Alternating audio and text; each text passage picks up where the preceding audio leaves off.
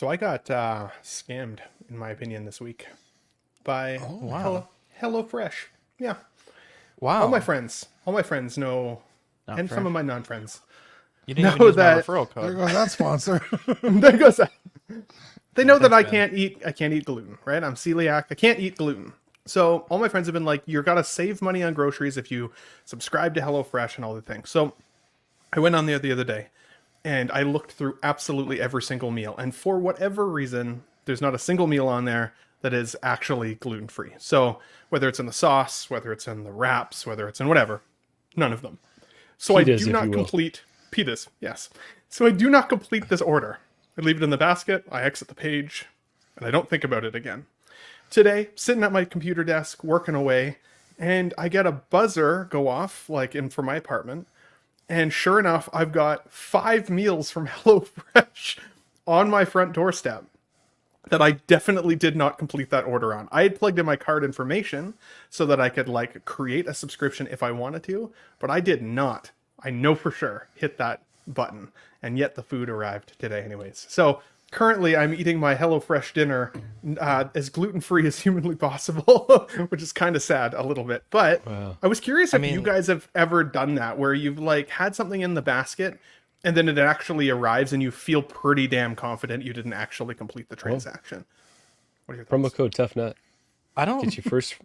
I mean, did you get a confirmation email? I didn't get a confirmation email. Nothing came through except for the charge on the credit card. So I'm like, I don't understand how this transaction completed. I mean, did you ask HelloFresh? Yeah, I've sent them a strongly worded nut email, and I was like, "What the hell is this? I didn't complete the order. I want my They're like, money "Sir, back." we And see oh, by that the you way, I'm clicked- keeping the food.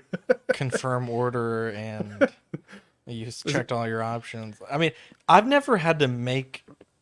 I don't go shopping on Big Bad Toy Store and just add a credit card so I could go shopping on Big. I've never heard of that.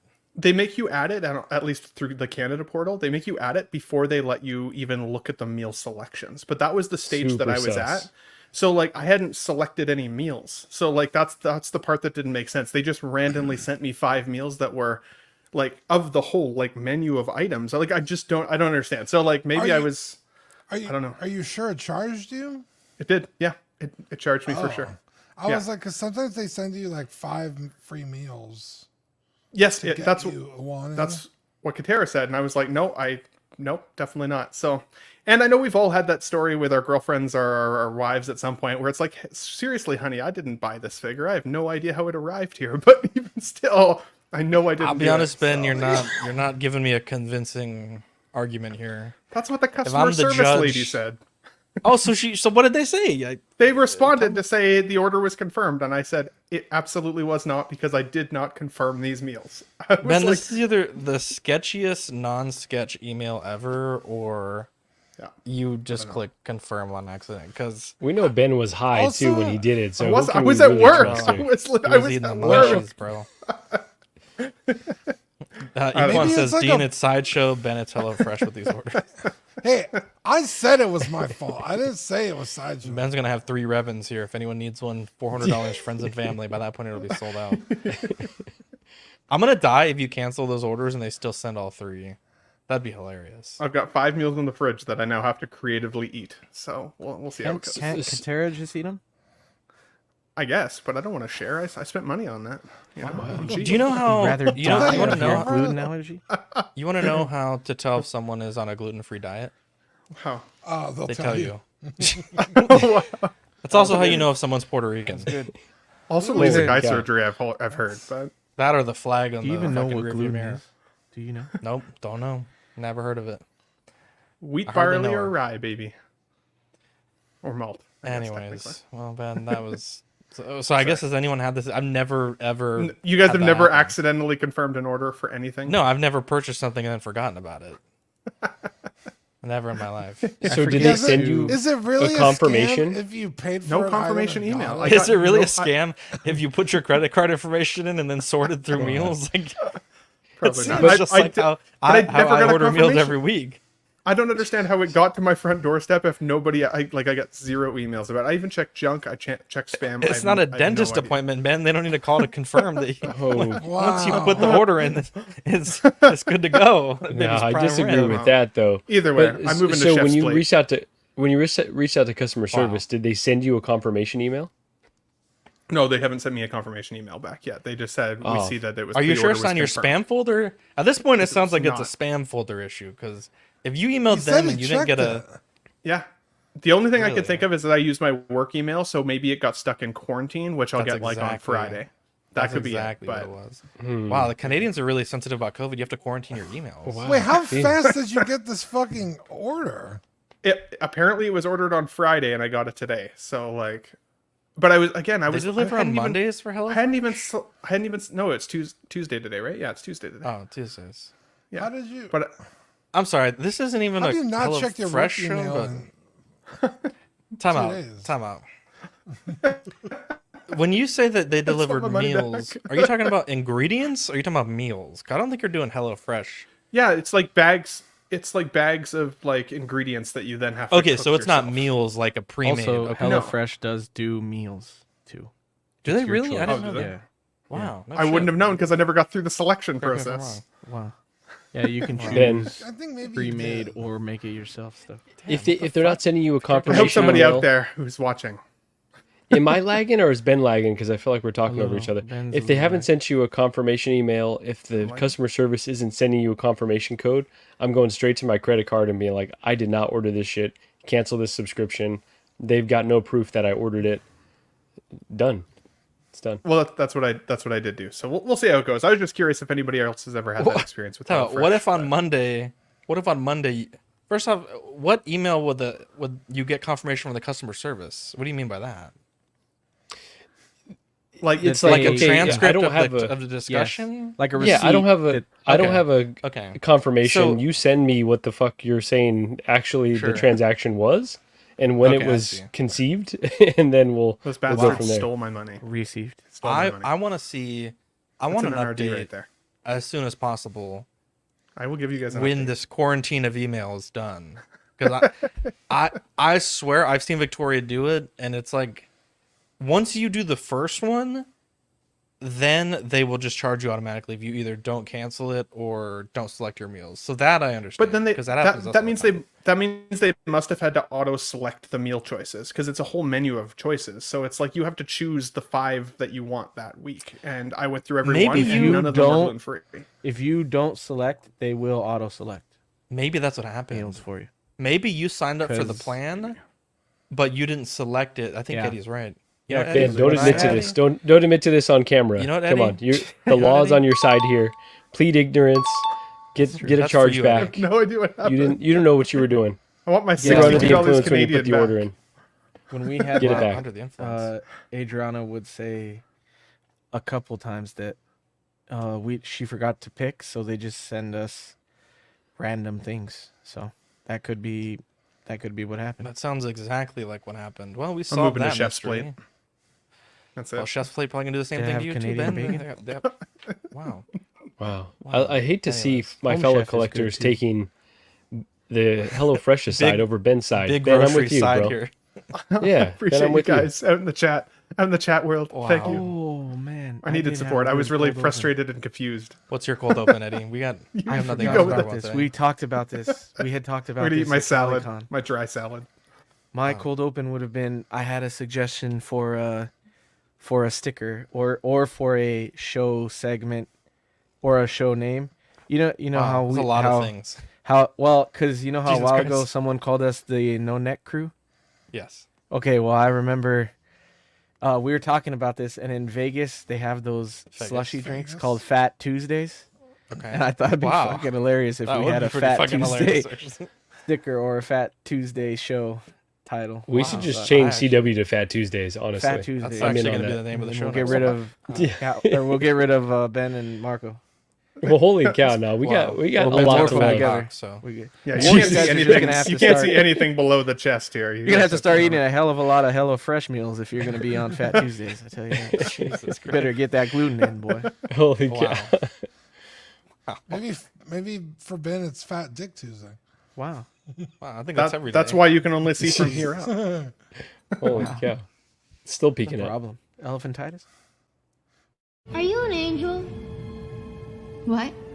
An angel. I heard the deep space pilots talk about them. They're the most beautiful creatures in the universe.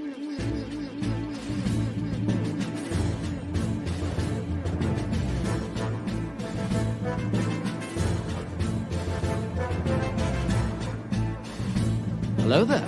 We are tonight's entertainment. We would be honored if you would join us. He's got a billion toys. You brought in the adult collection. These are not dolls, Jim. These are commodities. Same as gold or oil. 5, 4, 3, 2, 1, 0. You are now listening to the Collecting Weekly podcast. Shall we lock in the artillery power? This is the true form of lore gang right here. Very nice. YouTube.com/collectingweekly. Thank you very much. That's very cool. Big. Hey guys, my name is Zach. I'm Dean. I'm Marco. I'm HelloFresh. And I'm Eddie. Welcome to this week's episode of Collecting Weekly. It's a weekly podcast where my friends and I talk about the things that matter the most to us this week in collecting. That's right. We want to thank everyone watching, whether you're live, on the replay, on the YouTube studio audience, wherever you're catching us. Thank you for supporting our show. And thank you to Collector Zone for their affiliates. Dean, I would like you to ask me where I'm streaming from today. I know where you're streaming from. Marco, I would like you to ask me where I'm streaming from. God dingus. Zach, where are you streaming from? Here in my garage, just bought this. Remember when that fucking clip was all over every YouTube ad ever? Knowledge. You know what I like more than this car? These books. Anyways, we have got these. We have a great show for you guys. We have a ton of stuff to talk about. Hot Toys, as Marco says, unloaded the clip on us on May the 4th week. But before we get into all of that, Dean, we have a very special segment that we start out all of our best shows with. Yeah, you guys ready? Yes. It's new this week. Yeah. What did you get new this week? I didn't get anything. How about you guys? Lies. Marco, what'd you get? Yeah, so shout out to Callie Khan. Picked this up over at a comic book shop. Eddie, do you recall the name of the comic book shop? Not a chance in hell. Okay, who was in Tunston, of all places. Wasn't familiar with that either. Tustin. Okay, I'll never get that right. So this is a Marvel Select. Tuscany. There you go. That's got to be it. I think it was Tuscany for sure. This is a Marvel Select Venom. I had no Marvel Select before. You know, I don't really normally collect this scale, but there are certain variants of characters or certain characters that you really can't get that exact one in 1/6. Revan was that for a long time.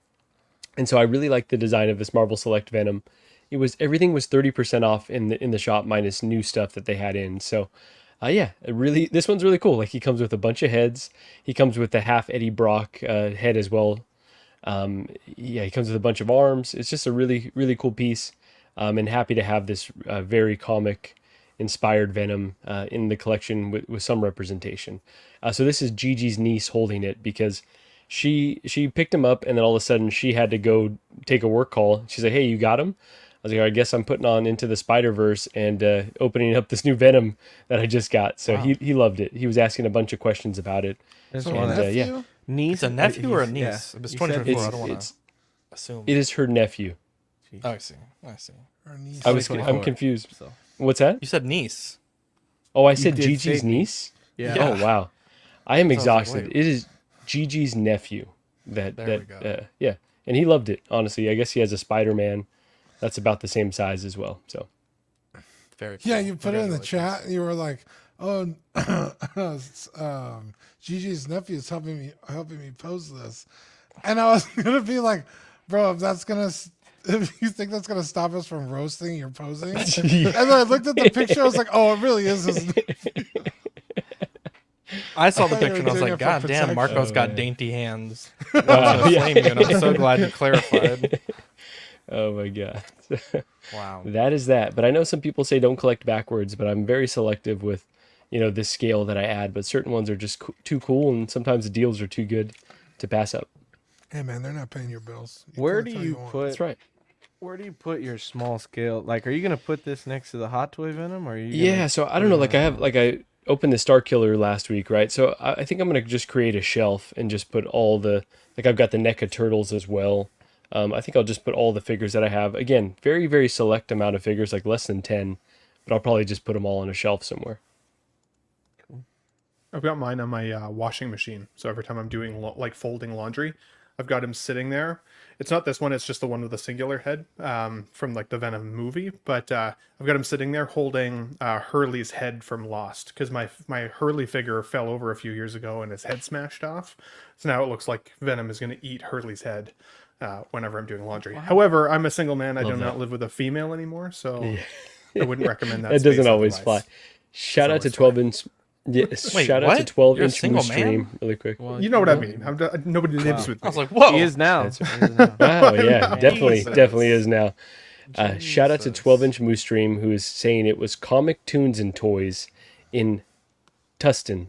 We don't get free shout outs. What are you doing? Yeah.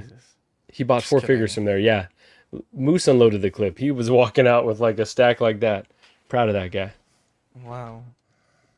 What a legend. What a legend. He really is. Let's see here. Ben, what did you get? Dude, I was so excited because the C-3PO finally shipped. I did get it from Sideshow, so hopefully if anybody's still waiting on theirs from Sideshow, you guys are going to get the email any day now. I got mine a couple days ago now. I was so disappointed by the ugly ass label that they've put on the front of this box, though, to indicate that this figure comes with batteries. And I tried doing like the super slow like peel off, and it's that sticker material that will 1000% leave residue. So it's just like, to me, it just destroys the art of the box itself, as minimal as like Hot Toys Star Wars boxes are on the front anyways. Figure wise though, thing is amazing. I did drop a video on the channel. I was shocked how easily things like the legs pop off and the arms pop off. And Dean called it out to me. He's like, hey, those have those clear pegs, so be careful, because like they can erode pretty quickly and break over time. And I could totally see that. So for me, while this figure stands on his own, no problem. Probably my least posable figure out there. But dude, like when you turn the lights on in the eyes, the thing comes to life. It's a beautiful piece. I also thought the speckling was going to be a little bit more like glaring in the collection, because I'd seen some pretty like high resolution photos of this guy, and I was like, holy shit, like that's barely shiny gold. That's more like, as I said, like spotted. And it is under harsh light, but under just regular display light, he looks super gold and shiny. So I was really, really happy with this pickup. And yeah, I mean, the little guy that comes with him is really cute. I actually have him sitting next to my Boba Fett, holding the extra C-3PO head that I've got. And then the C-3PO I've got up next to my Farm Boy Luke. I know that's not canon for this particular version of the character, but they look so good together, so couldn't help but do it. So very excited about this one. Nice, Ben. Cool. Very jealous. I'm still waiting on this guy as well. The sticker situation, is that because you're in Canada? Is that why they're putting the sticker on? I don't know, because I thought it was only an Australian thing that like they had to like call it out so aggressively. But from what I know of Canada, we haven't had that happen for none of the figures that I've received in the last 6 months to a year, and several of them had batteries in the display, including things like my Goblin on Glider and shit like that. Like none of them came with that sticker, so I don't know why 3PO did, but it's so. Did you reach out to Sideshow? I didn't know if it was worth it, because at this point I was frustrated by it, but I mean it's going to go back in the shipper box and in the closet, so I didn't necessarily want to have to send it back. I was excited to have it in the collection, but yeah, do you guys think I should, or like? Sometimes they send out new art boxes, honestly, and this is one of those gray areas where people, just like the HelloFresh, or people are going to say, well, you ordered it, you're a schemer now, so why? To me, this is fair game. I would just say like, hey, I buy these for the artwork. The box is part of that, and you've kind of ruined it with this sticker. Can you send me a new one? I would do that. I might honestly, because if I don't have to send the actual figure back, that would be sweet. Because as I said, I was super disappointed. I thought at the very least it would be one of those stickers that you could just peel off.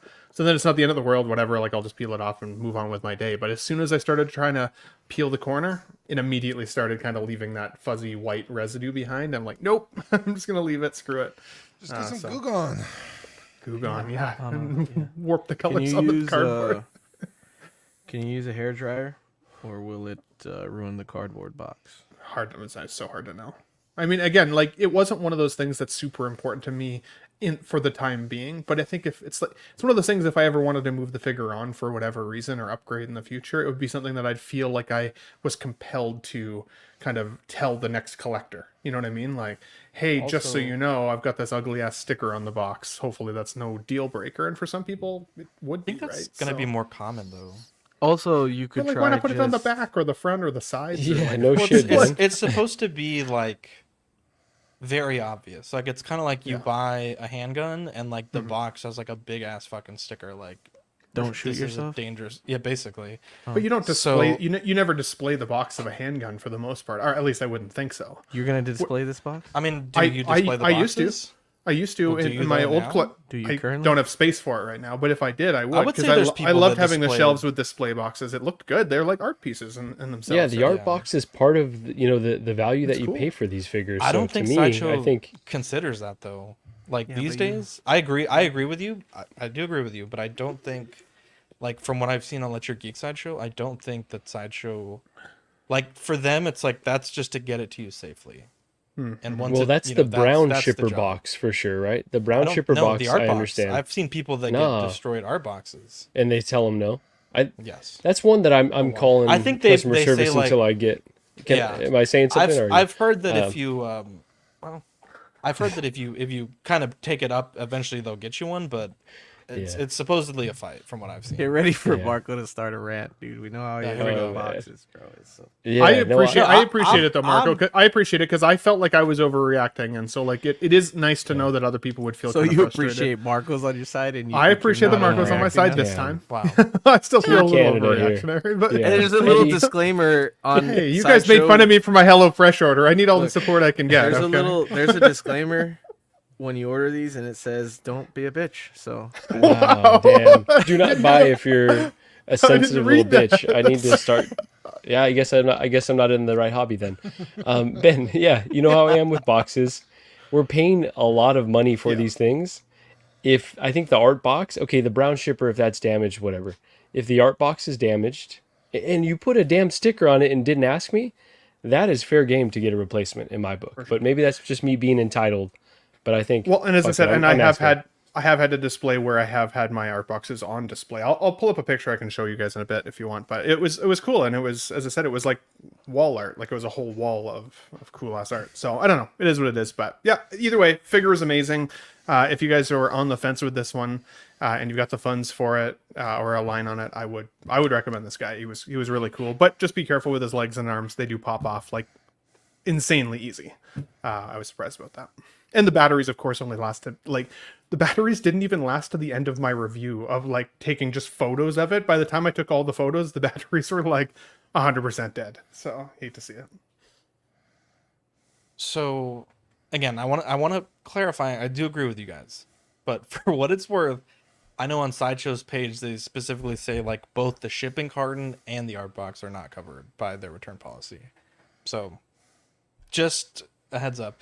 But I do think that this is going to be more common because I thought, like you said, I thought that was only an Australia thing, but I think it's, from what I've read, it's like an international law now. I don't know if it's because if it's an imported product, because like at Walmart, we don't have, like if you walk down the aisles at Walmart, they don't have those disclaimers. But I was surprised when I read that it's an international standard, supposedly. So again, I'm not sure if you just got a box that was meant to go to Australia, or if all of our boxes are going to have this. But they're super Something to watch. ugly. They need a more elegant way to integrate them for sure. Because what does it say on the box? Like obviously it's like warning, but it's kind of hard to read. It's basically just that it's just basically that this box contains batteries. It wasn't anything even all that special. Let's see, it's like a button cell battery law. Look, I've said it before, and I'll say it again. Reese's law. Kids ruin everything. Some fucking Yeah. kid named Reese, I guarantee you fucking ate a battery, Reese? and all of a sudden, I all thought it of was us have to Clifford. fucking- Yeah, it is Some actually. kid named Clifford. Yeah. So check this out. And I know we're getting sidetracked here, but I think this is something that we're gonna have to deal with. Thanks, Joe Biden. Just kidding. President Biden signed Reese's Law on August 16th, 2022. A product with a button cell or coin battery with a diameter greater than the height or any battery regardless of the technology used to produce an electrical charge. And the law mandates that there are warning labels that clearly identify the hazard of ingestion and instruct consumers to keep new and used batteries out of reach of children and to seek medical advice. So I think this can be a real thing, and I definitely think they have to rework the packaging so that it can be made more elegant for sure. Ben, let's bring Put it on the brown. Put it on the brown box or the brown shipper box. Don't put it on the damn art box. This was how I used to have the boxes like on display. So like it would have been cool to have the C-3PO box on like with the Star Wars shelf, for example, right? So yeah, something along those Ben lines. had the damn receipts. Y'all were calling him out. He had the damn receipts. It was a very nice box display. I didn't doubt him. I'm just saying now he doesn't. He was saying like he wants to display the box. I'm like, bro, I haven't seen a box behind you as long as I've known you. That's because I have way more figures now too. It doesn't help. Let's check in with the chat because I know we're running a bit long here. I knew this. We've got Oilers in the chat. Toy Mafia, Mr. Dark. I'm young and I say Hot Toys smash the ball of the park, while Hasbro releases were meh. I'm sure Small Talk will talk about that. We got Sam Gist, Cam Collects, Christian Cooper, King Dingling, Abe Dunk TV, Universal Key, 12-inch Moose Stream, Bob Dylan, Cairo. What's up with all the delays? Alvin J. Let's see here. Mark P, Cam Collects, Darth Tamaris, Abe Dunks, Equan, Lane, the Legend Kramer. Let's see here. Valkyrie Magnus. I'm not ordering from HelloFresh. I think you got the chat on your side. Jon Snow. Let's hear the movie canon. Abe Dunk TV says Ben looks so handsome. Conquer says Oxfather, your sub's looking great. Thank you. Do you have any Weta Lord of the Rings statues back there? I think I have 6 back there. 6 Weta statues. Big ol' Fern. Eddie scammed IKEA and Ben got scammed by HelloFresh. And then Fern said Fern scammed the IRS. So there you go. I didn't scam IKEA. I found a loophole. That's a loophole. That's right. It's a loophole. SpongeBob SquareBalls. Let's see here. Brick Artemis. Draw the Line. Alvin J, Charlie the Unicorn, OG fan, 16 Focus to Coolio. I think it was his 2-year Instagram anniversary yesterday. 14 Wellington, Ayo. We got Moose in the chat. Ba-ba-da-bum. Star Wars Universe. He says the warning stickers on boxes in Australia are much smaller and towards the bottom. I would be curious if anyone has gotten their 3PO yet in America. If you could let us know if yours has a sticker. I'm genuinely curious. That's crazy, though. And then Sean Forrester. Danny Lee, Aaron. I live in America. It's just north. Wow. That's what I was going to say. Like, Biden can sign all the fucking laws he wants, but that doesn't affect Ben. Yeah, but well, Sideshow's imported to America. Yeah. Oh, it's a U.S. company. I don't think Sideshow gets like a stack of C-3POs and they're like, okay, these are the Canada ones that have no big ass sticker on them. You're right. The customs charge for 3PO to get him over the border, though, was $40 to get him over the border. That's because they had a fucking explosive for a C-3PO? deadly battery. $40 extra. I know. Was the brown shipper box open? No, never is. Oh, it wasn't. It wasn't. Never is. That could be a thing. Just, that's what I thought. It's always a range between 30 and 45, but There you go. Eddie, you got a crazy cool new this week. I don't know if they're that crazy cool, but they're okay. Well, then we'll skip it. Just kidding. Just trying to hype you up a little bit. Jesus. There's some cool stuff for me, but it's not a C-3PO hot toy, you know. But, it's not a giant sticker that we all spend 20 minutes talking about. Jesus. It's real content, baby. 20 minutes later. So Disneyland does these like Pixar themed popcorn buckets. Well, they're themed to everything. Like they have Star Wars ones, whatever's like popular at the time. So right now is Pixar Fest at Disney. So they had the Pizza Planet truck from Toy Story, and this is the guitar from Coco. So I'm not like a big sucker for these popcorn buckets, but I love Coco, so I had to get that one. And you the sucked Pizza Planet twice truck this time. is amazing. Yeah. So I was glad that I was able to find those. Those are really cool. And it'll go with. I have one other popcorn bucket that's cool, so that'll go with those. And then Cuervo actually hooked me up and picked up these 2 Hercules comics that released, the foil variant and then the original variant. I'm looking for the blank, so if anybody out there knows the sketch cover, if anybody sees one of those at their shop or anything, let me know. I'd appreciate I'll go check it. for you tomorrow. Because I couldn't find that, but I think it'd be cool to have for SDCC. I haven't read it yet, but Zach says Vivi loves it. Vivi's reading it and she loves it, so I'm looking forward to reading those. And then a couple pins, some limited release pins. We got Gaston from Beauty and the Beast, and then the one on the right is a Alley Cats from Aristocats Disney movie. So I get some pins. Usually they're Hercules, but I'm a really big fan of Gaston. And then Aristocats. Like, I like the Disney movies that are less hyped, like Aristocats, Oliver and Company, stuff like that. Like, not the main stuff, but no, that's trash. Wow. All dogs go to heaven. Yeah, all dogs go to heaven. Dude, that movie's dope, bro. Makes me cry so much every That's why single Ben's time. going to heaven. Wow. Jesus Christ, he animorphed, bro. He's right. You got a fucking point for that, Marco. You got a fucking point for that, dude. Ben's a dog, bro. callback. Ben said he was single on the show. How fucking dare you? How dare you, Ben? It was because his it like 80-year-old that. neighbor might be. He doesn't She do might be that in the when, chat. when She might be watching. he doesn't do that. He doesn't do that when Katera's watching the show in his house. He doesn't say he's single. You fucking dog, Ben. Nobody says this. Wow. Ah, Ben. Ben. You also got some Funko Pops. Yeah, still in the Funko Pop game. I can't not get like Nickelodeon stuff and Cartoon Network stuff, because it's really like the only collectibles from that kind of stuff that I get. So I got Jimmy Neutron, Donnie from Wild Thornberries, and Eliza from Wild Thornberries. The Jimmy Neutron is new. They've never done a Jimmy Neutron before. They've done Donnie and Eliza before, and they just did different poses for them this time. So, yeah, those are really cool. Those are 2 shows I love growing up. I used to watch the Thornberries a lot, but it's been years, and Jimmy Neutron was always the shit. I fucking love that show. It's pretty sick. They had the cast at LA Comic-Con last year, and like they ran through an entire episode together. It was pretty freaking That's cool. I wish awesome. I had it then. I could have got it signed, but maybe they'll be back this year. Yeah, Jimmy Neutron or Dexter's Lab? Jimmy Neutron. Did I say Dexter's Lab? Oh, No, which no, I'm one? just asking Are you which saying one's which better. one? Yeah, Oh, which Jimmy one's better? Neutron, I think. Even though I love Dexter's Lab, I damn. think I'd Dexter's go Lab Jimmy is Neutron. pretty fucking good, though. This is goated. You got I'm sorry, but Jimmy Neutron's good too. Yeah. That's a tough one, Marco. That's a really. What about you? What about you, Dean? Dexter's Lab.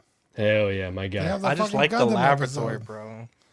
They did have a bro. You just unlocked a core fucking memory. They had a bro. what? A mecha episode, Yeah, and fucking Mandark, bro. Are you kidding me? bro. Mandark. Wow. This is the fucking greatest villain. Yeah, dude. I really like the D&D episode too. I just liked his Remember that mom, one? bro. Dude, same. I don't remember a D&D episode. Yeah, you have to go back and look at it. It's pretty. I good. remember Omelette du Fromage. Oh, he listened to the CD all night. And he's fucking speaking Such a French the next classic. day. Omelette du fromage. He's on Jeopardy. Yeah. Oh, Jimmy man. Neutron sucks, dude. What the? There you go. Wow. Return the dare shit.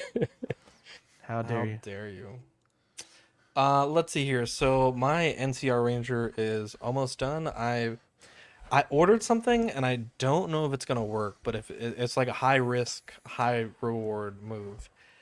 I ordered the Daft Toys Batman, Nightmare Batman not Blazer, but the coat, because in the game the coats are leather instead of like this fabric, and if it works, I think it'll be huge. And so that's Are you gonna be sticking with coming the in. blue jeans? Yeah, they wear blue jeans in the game. I'm gonna weather them so they're not gonna be like so clean, but Oh, okay. Yeah, What do you- because what do you Manny think was they like, were? bro, it looks like he works at GameStop, and I can't unsee it. I'm just like, Manny's fucking dead. Manny's fucking dead to me after that. So you're dead to me too. Actually, don't bother coming. what do you mean? You're dead to me. Do not come. Yeah, well, they wear pants. I mean, what are pants supposed to look like? I don't know what you're supposed to have. Like fucking. They just look very Echo freshly Unlimited washed, jeans, like- considering. Well, yeah, I haven't. I just said I haven't weathered it. I know. How dare you, He Ben? looks Have very you, clean. Zach? Have you considered Go order more weathering the jeans? HelloFresh. You know, Damn. I actually haven't thought of it until this exact moment. But You're now that you welcome. mentioned it. But yeah, it came out really good. I actually printed the anti-material rifle, and really happy with how it's coming out. I got almost everything done, so just need to wrap the. Anti-material rifle, isn't that what it's called in Tail Divers? I think that's just what those rifles are called in general, even in real Really? life. Yeah, you point it and that thing goes bye bye. Anyway, so that's coming out pretty good, and then well, not really.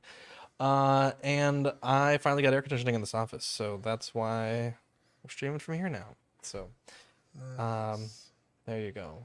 Dean said he would be here the second I got installed, and he's yet to come. So, I did not say Bro, the how did- classic second. I Dean. just said You when said you the get- second you get it, I'm gonna be there. That's He what you did said. say that. He did say He that. did say that. I do think you said that too. We should You check did the tape. say that.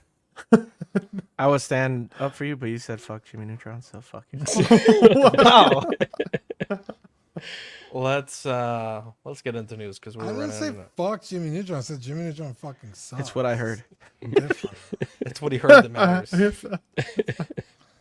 We have Dark Empire Luke. This one has the Artisan and the regular versions. 280 for the regular, 430 for the deluxe, or the Artisan rather.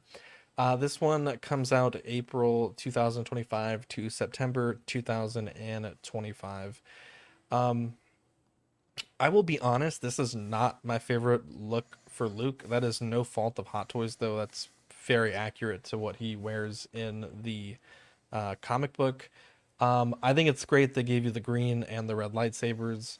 And to be honest, like I feel like I've said this a lot with the in-art stuff, but I kind of feel like the sculpted is the move here, right? I think that there's too much poof going on with the Artisan. Even in the in-art characters, like I just think the sculpted, it's going to last longer. It's going to be a little less hassle. It's going to be, you know, something that I think more people are going to be able to get into. And you also do have the 3 different versions like we've seen in previous weeks. So there are plenty of choices, and I believe there are still some time left if you want the coin that you get on Sideshow. I think it's like 4 days left. But overall, I think this figure looks okay. It's definitely not for me, but you know, there's a lot of people that are really excited about this, and I'm happy for them. Yeah, this is definitely not something I would consider picking up. But if you had asked me a week ago if I thought Hot Toys would ever do something like this, I would have said no. I mean, even after we saw Revan and Starkiller, I mean, this was still out of the realm of possibility for me. So to actually see it come to fruition is pretty cool. I do like it, but in terms of like my Star Wars collection, it doesn't have a space for it.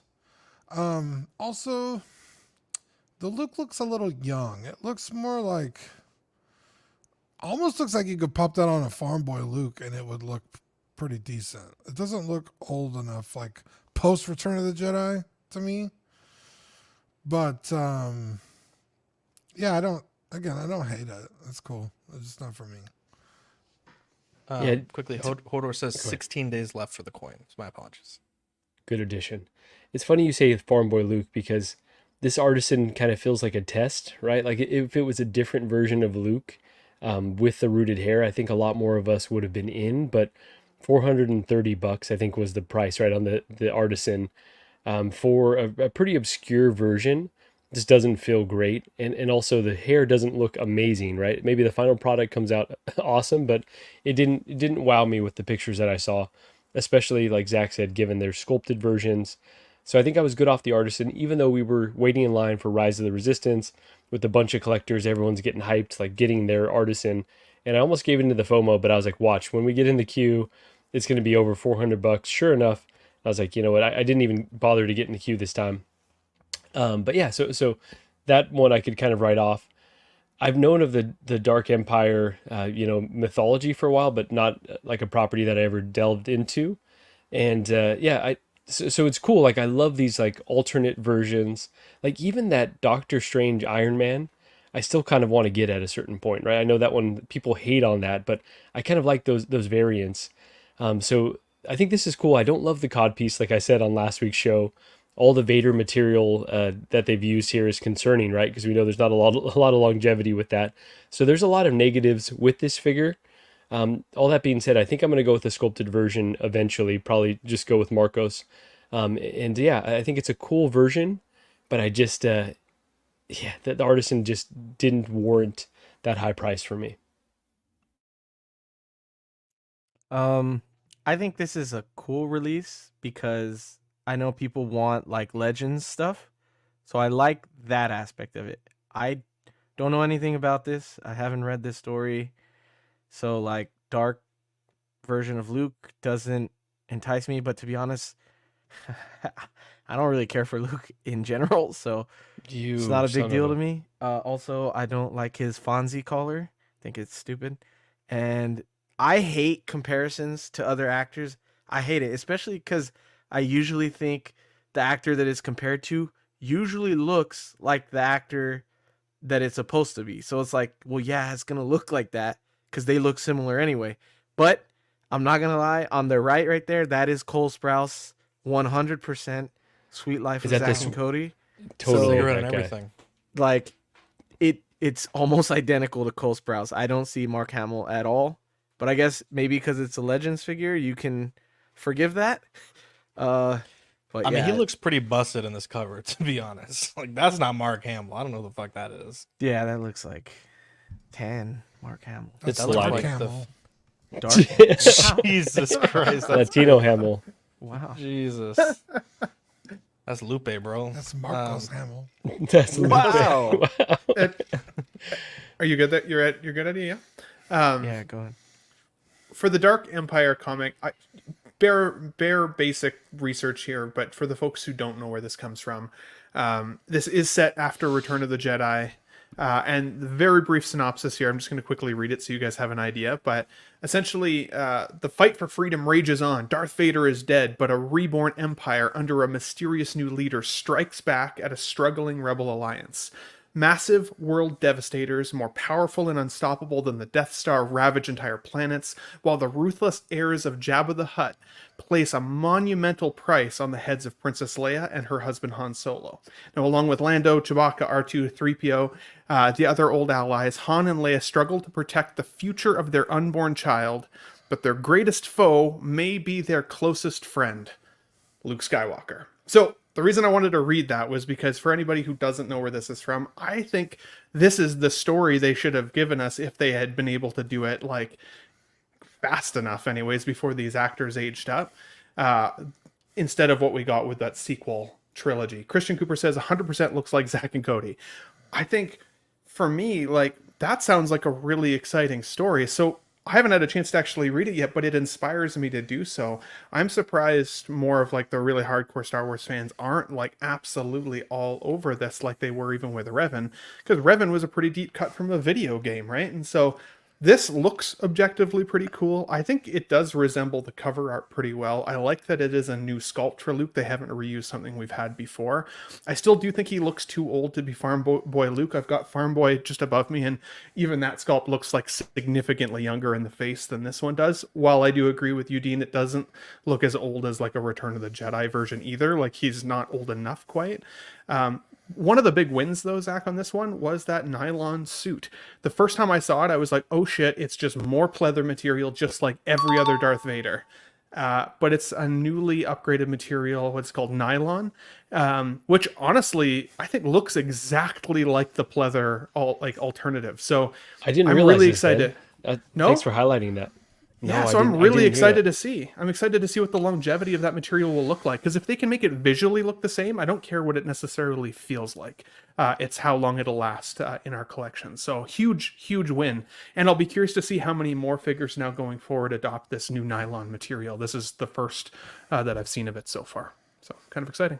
In this picture on the right here from Dark Empire, does it look more like it has that overlay on the shoulders than that's actually like his shoulders underneath?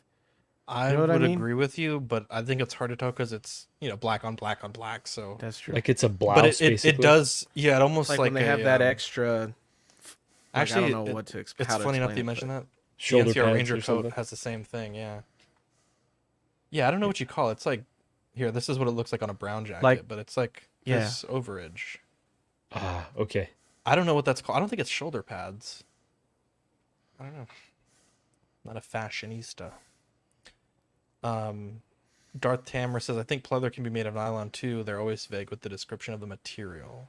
Yeah, Ben, I give you a point for that. It's good stuff. I know historically this comic book is kind of hit or miss with fans. I'll be honest, I haven't read it fully. But it's one of those, like, when you look at the comic ratings websites, like it's like a 3-star out of 5 comic. Like people either really love it or people really hate it. It is one that I do want to revisit now that Hot Toys is doing it, but I will say the fact that they're digging into Legends, like you guys mentioned, is huge. There's so many amazing. I mean, they're doing what into Legends? Wow. To what? I don't know. I don't know what I said.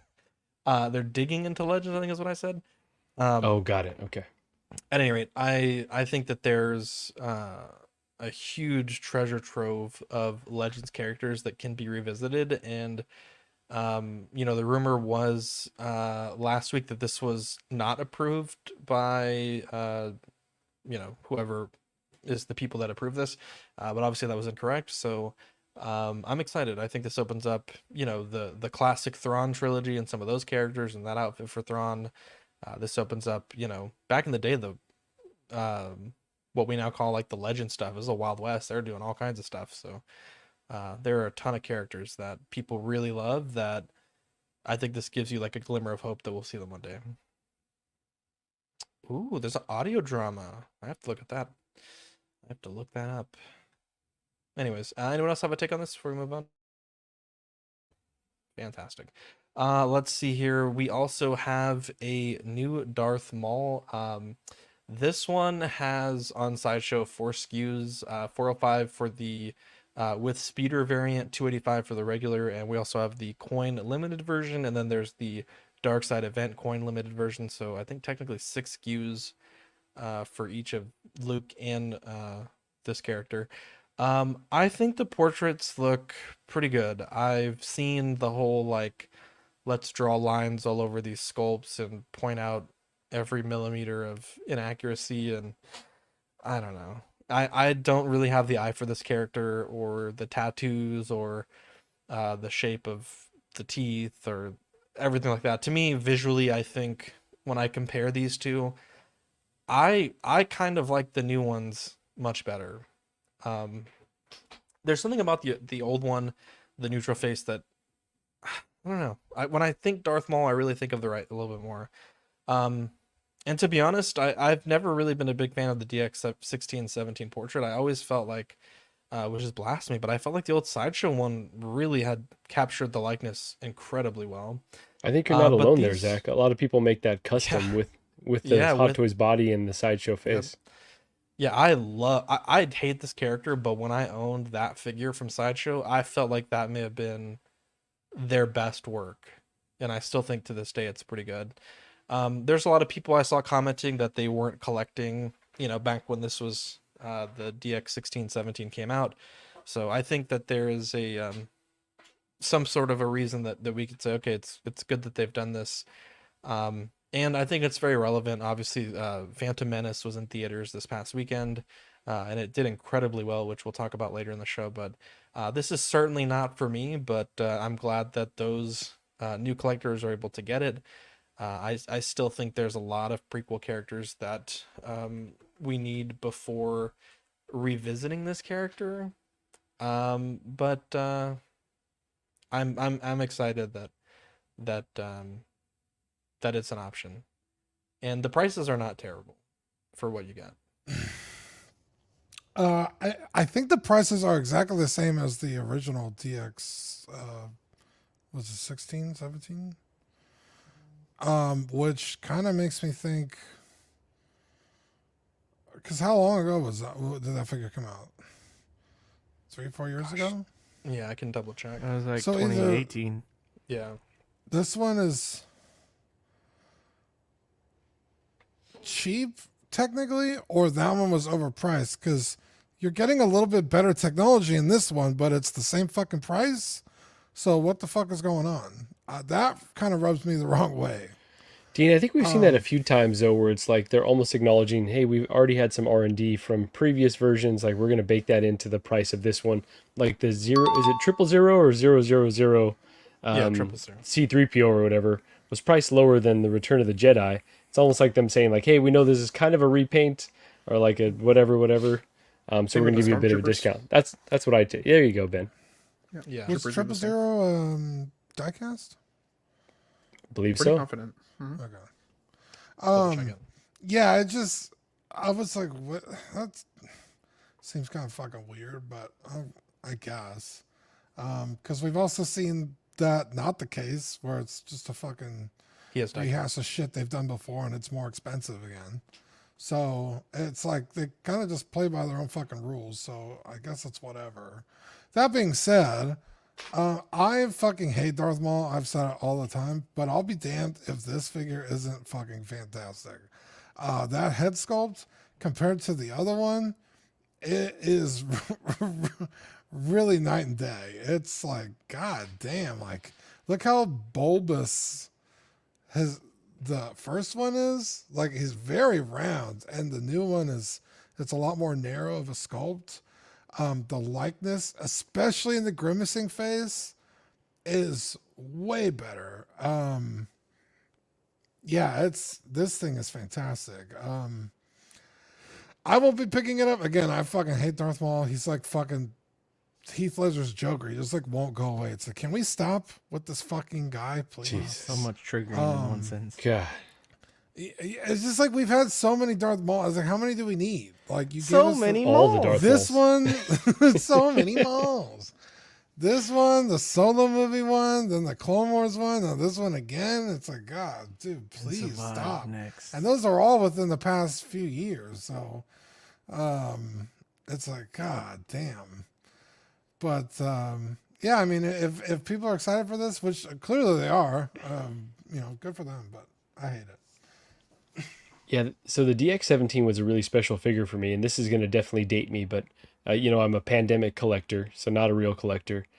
So that was one of the first Hot Toys I ever got, and it was kind of, as I was getting into the hobby, he was already sold out on Sideshow.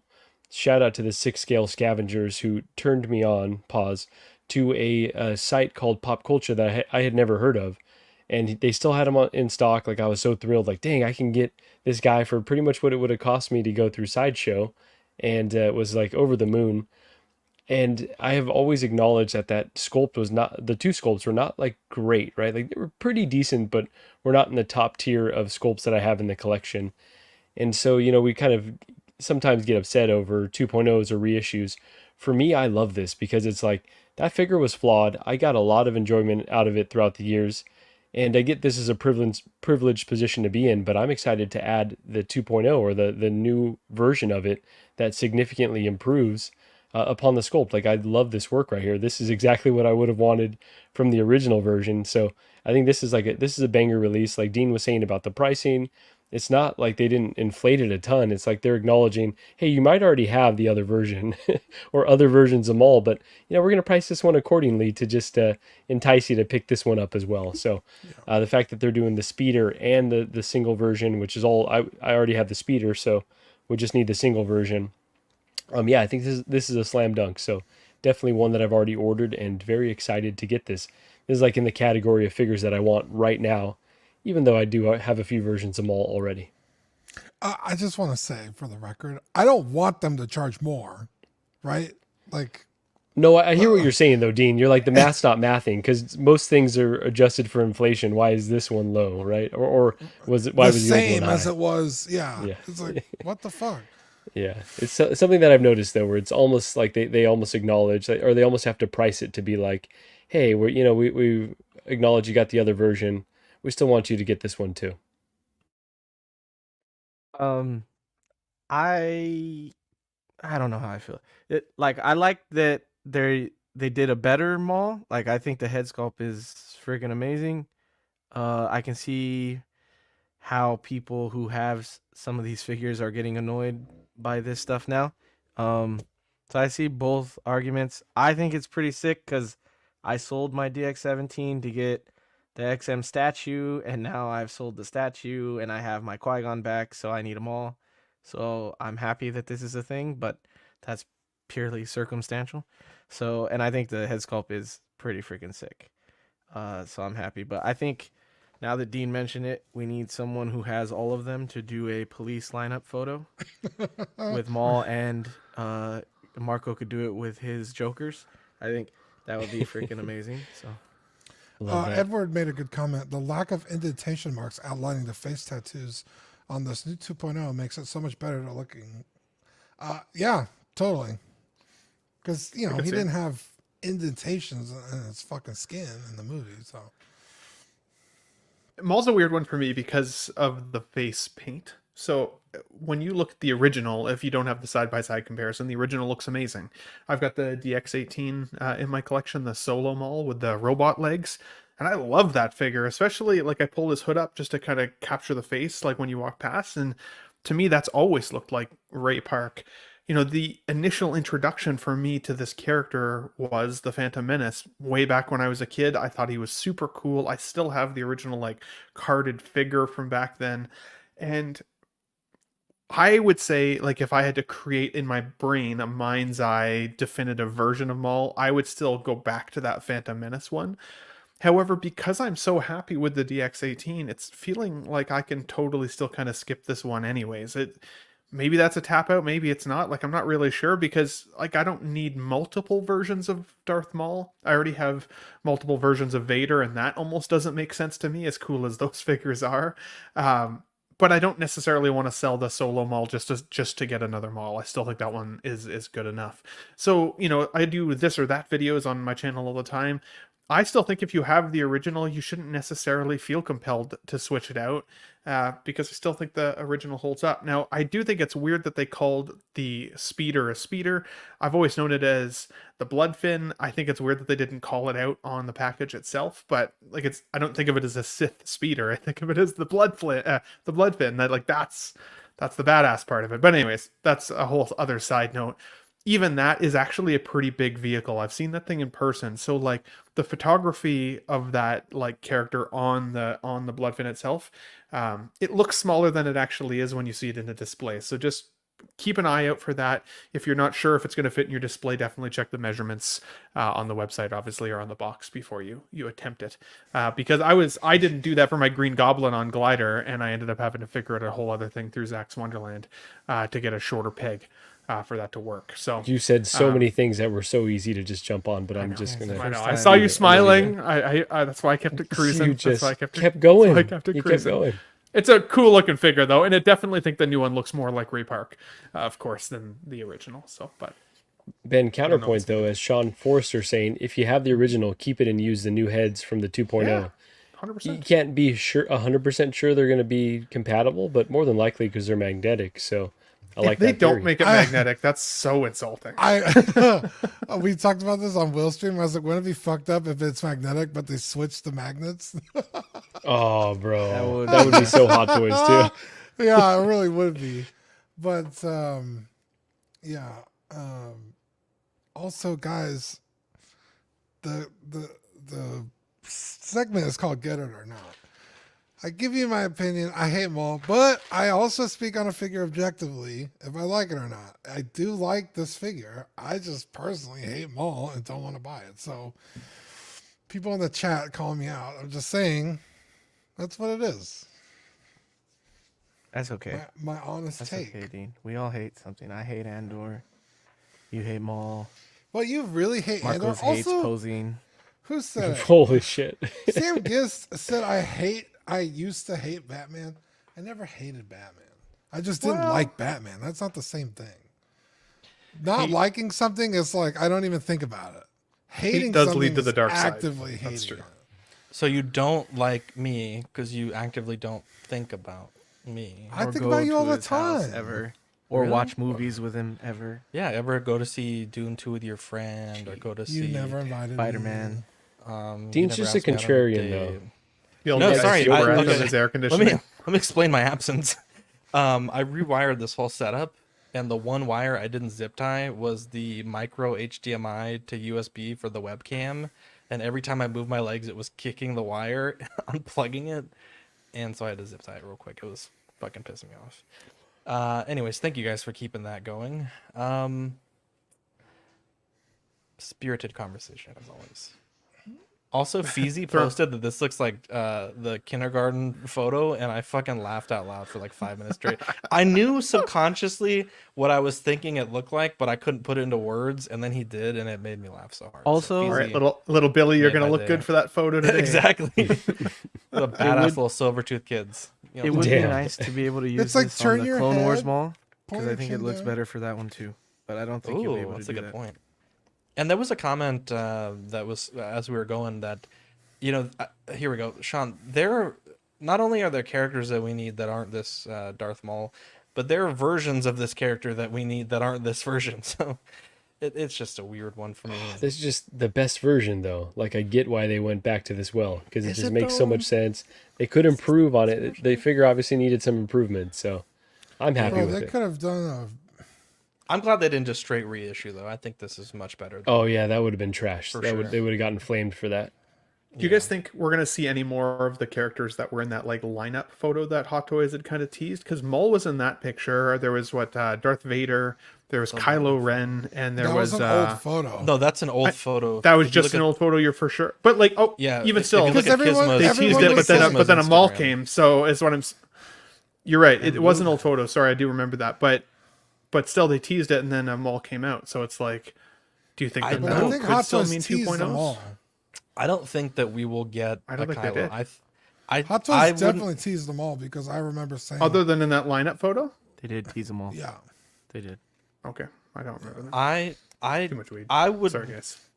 sooner eat my own hat than think we'd get a new Kylo from Hot Toys. They Wow. fucking sat and sat. What and if it was sat on Artisan? that. Also, Kylo Dude, Ren's a bitch. people wouldn't spend $220 on Kylo. I think they're gonna spend $430. I wouldn't wipe my ass with a Kylo Ren hot toy. Holy cow! Holy Jesus! I do think that there could be a potential market for Force Awakens Kylo with a head sculpt, but people really, really don't like those sequels, so they're probably not going to touch it. But I'd be interested. Fun fact: I was almost gonna put this on a show sheet. I didn't, but The Last Jedi was the #1 movie on Disney Plus this past weekend. And That's I know a Dean fucking loves The lie. Last Jedi. Show me the fucking receipts. I can pull it up probably. Wow, Okay, he well, just completely dropped off. Wow. You fucking Damn. you ever spread disinformation like that again? I can't be part of this. Underrated Bro, film. I'm probably gonna watch it I- after this. Honestly, I vividly remember sitting in the theater, jaw open at how bad it was. Like, I thought it was a nightmare, to be honest. Like, I was like, there's no fucking way this is real. That was the day my fan. I remember watching the movie and thinking like, "Oh, this is fun," and walking to my car. And by the time I got to my car, I was like, "That was Wait a fucking second. stupid." What I the remember fuck? that shot. So I went back with my sister like the next day and watched it with her, and we were both like, "Yeah, this movie's fucking dumb as shit." Jesus. I remember in our group chat, this was, I think, before we had a Patreon chat. I remember we all watched it at the same time. And I remember as we kind of got online, it was like, yeah, it wasn't too bad. And then within the hour, we were like, wait, what? It was just like, this happened and then this. Yeah, this was the top movie. It had I don't know, And 642 people means, so- watching it. Wow. Wow. Yep. Well, these are ratings numbers. Is it because it was streaming everywhere? Because, like, at the It's streaming gym, they were playing The Last Jedi. Like, Oh, could every be. public place was playing The Last Jedi. It it's was Disney insane. Plus. Well, they knew Also, really OxCon quickly- or CaliCon was in town, so they wanted to play it everywhere for you guys. That's right. That's Jesus, right. Really quickly. Go ahead, Jose Marco. Hernandez is saying Last Jedi is underrated. We can't be friends. Jose, good thing we're not. But no, I'm kidding. Wow. Jose, We were starting to like had this a- guy. Now we gotta cut him off again. Now we gotta cut him off right when he's. Sorry, bud. I can't send you those goblin stands anymore. There was an opening too. Damn. Oh man.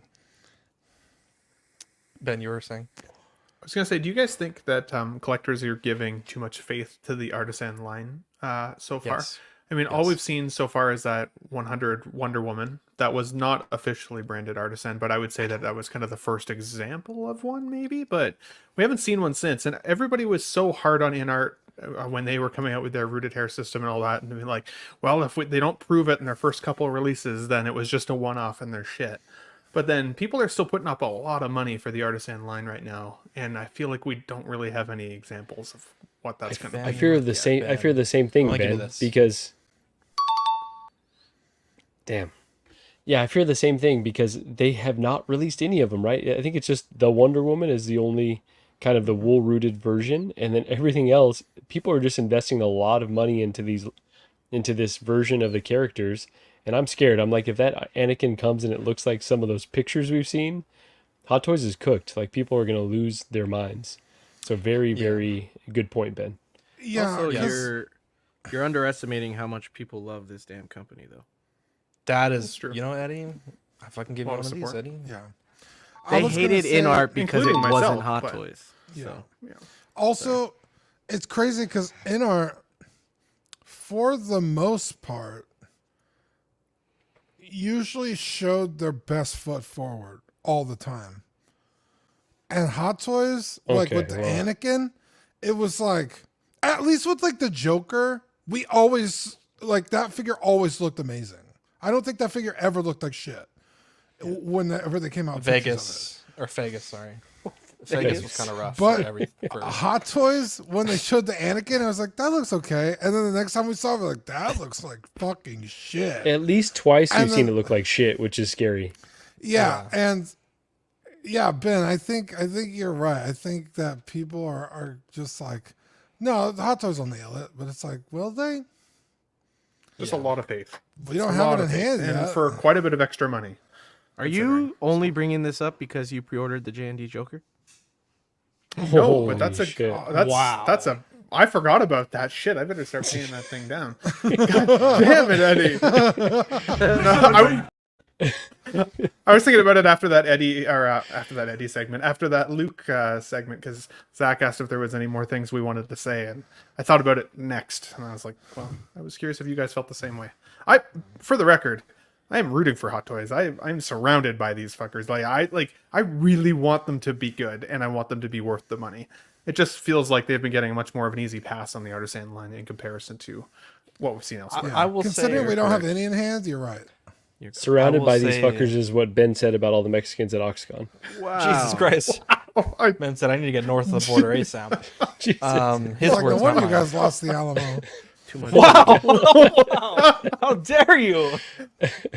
How dare you? Here in my garage, just bought. Anyways, what the fuck is this? Hot Toys Shadow Trooper 240, June to September 2024. I almost bought this from Ben at one point in my life, and this is still. I know. I should I have feel sold like it. I you've should have wanted sold one it for a when I- long time. This the is still opportunity. one of my grails. So Ben, my Yeah. birthday's in June, so just send it my way. Wow. At any rate, I'll give you a deal. 500 Canadian. Jesus. what is that in real money? That's only like 150 bucks American. What is that in They have that lunar Monopoly money. countries who have been to the moon money? Wow. It's like three. It's like $300. What the fuck kind of more deal is that? I could buy this one brand new for that. What the hell? I know, but I'd have to. Right, I'd have to pay motherfucker, for I the could pay shipping. tax and shipping. Ben, you know what? I thought can't you see were the a fan. I Shadow got a fucking, Trooper. Maybe can I it's get a just light something. up base? How dare you, Ben? Oh yeah, my bad. Oh boy, Yeah, Zach, you've wanted one of these for a long time. I have. I remember really have. you- I custom you- made one. Yeah. There was a company a long time ago that sold like Force dirt Toys. cheap. Yeah, Force Force Toys. Toys. That's right.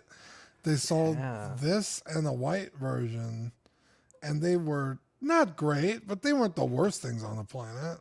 I'll see if I can I pull up would- the picture.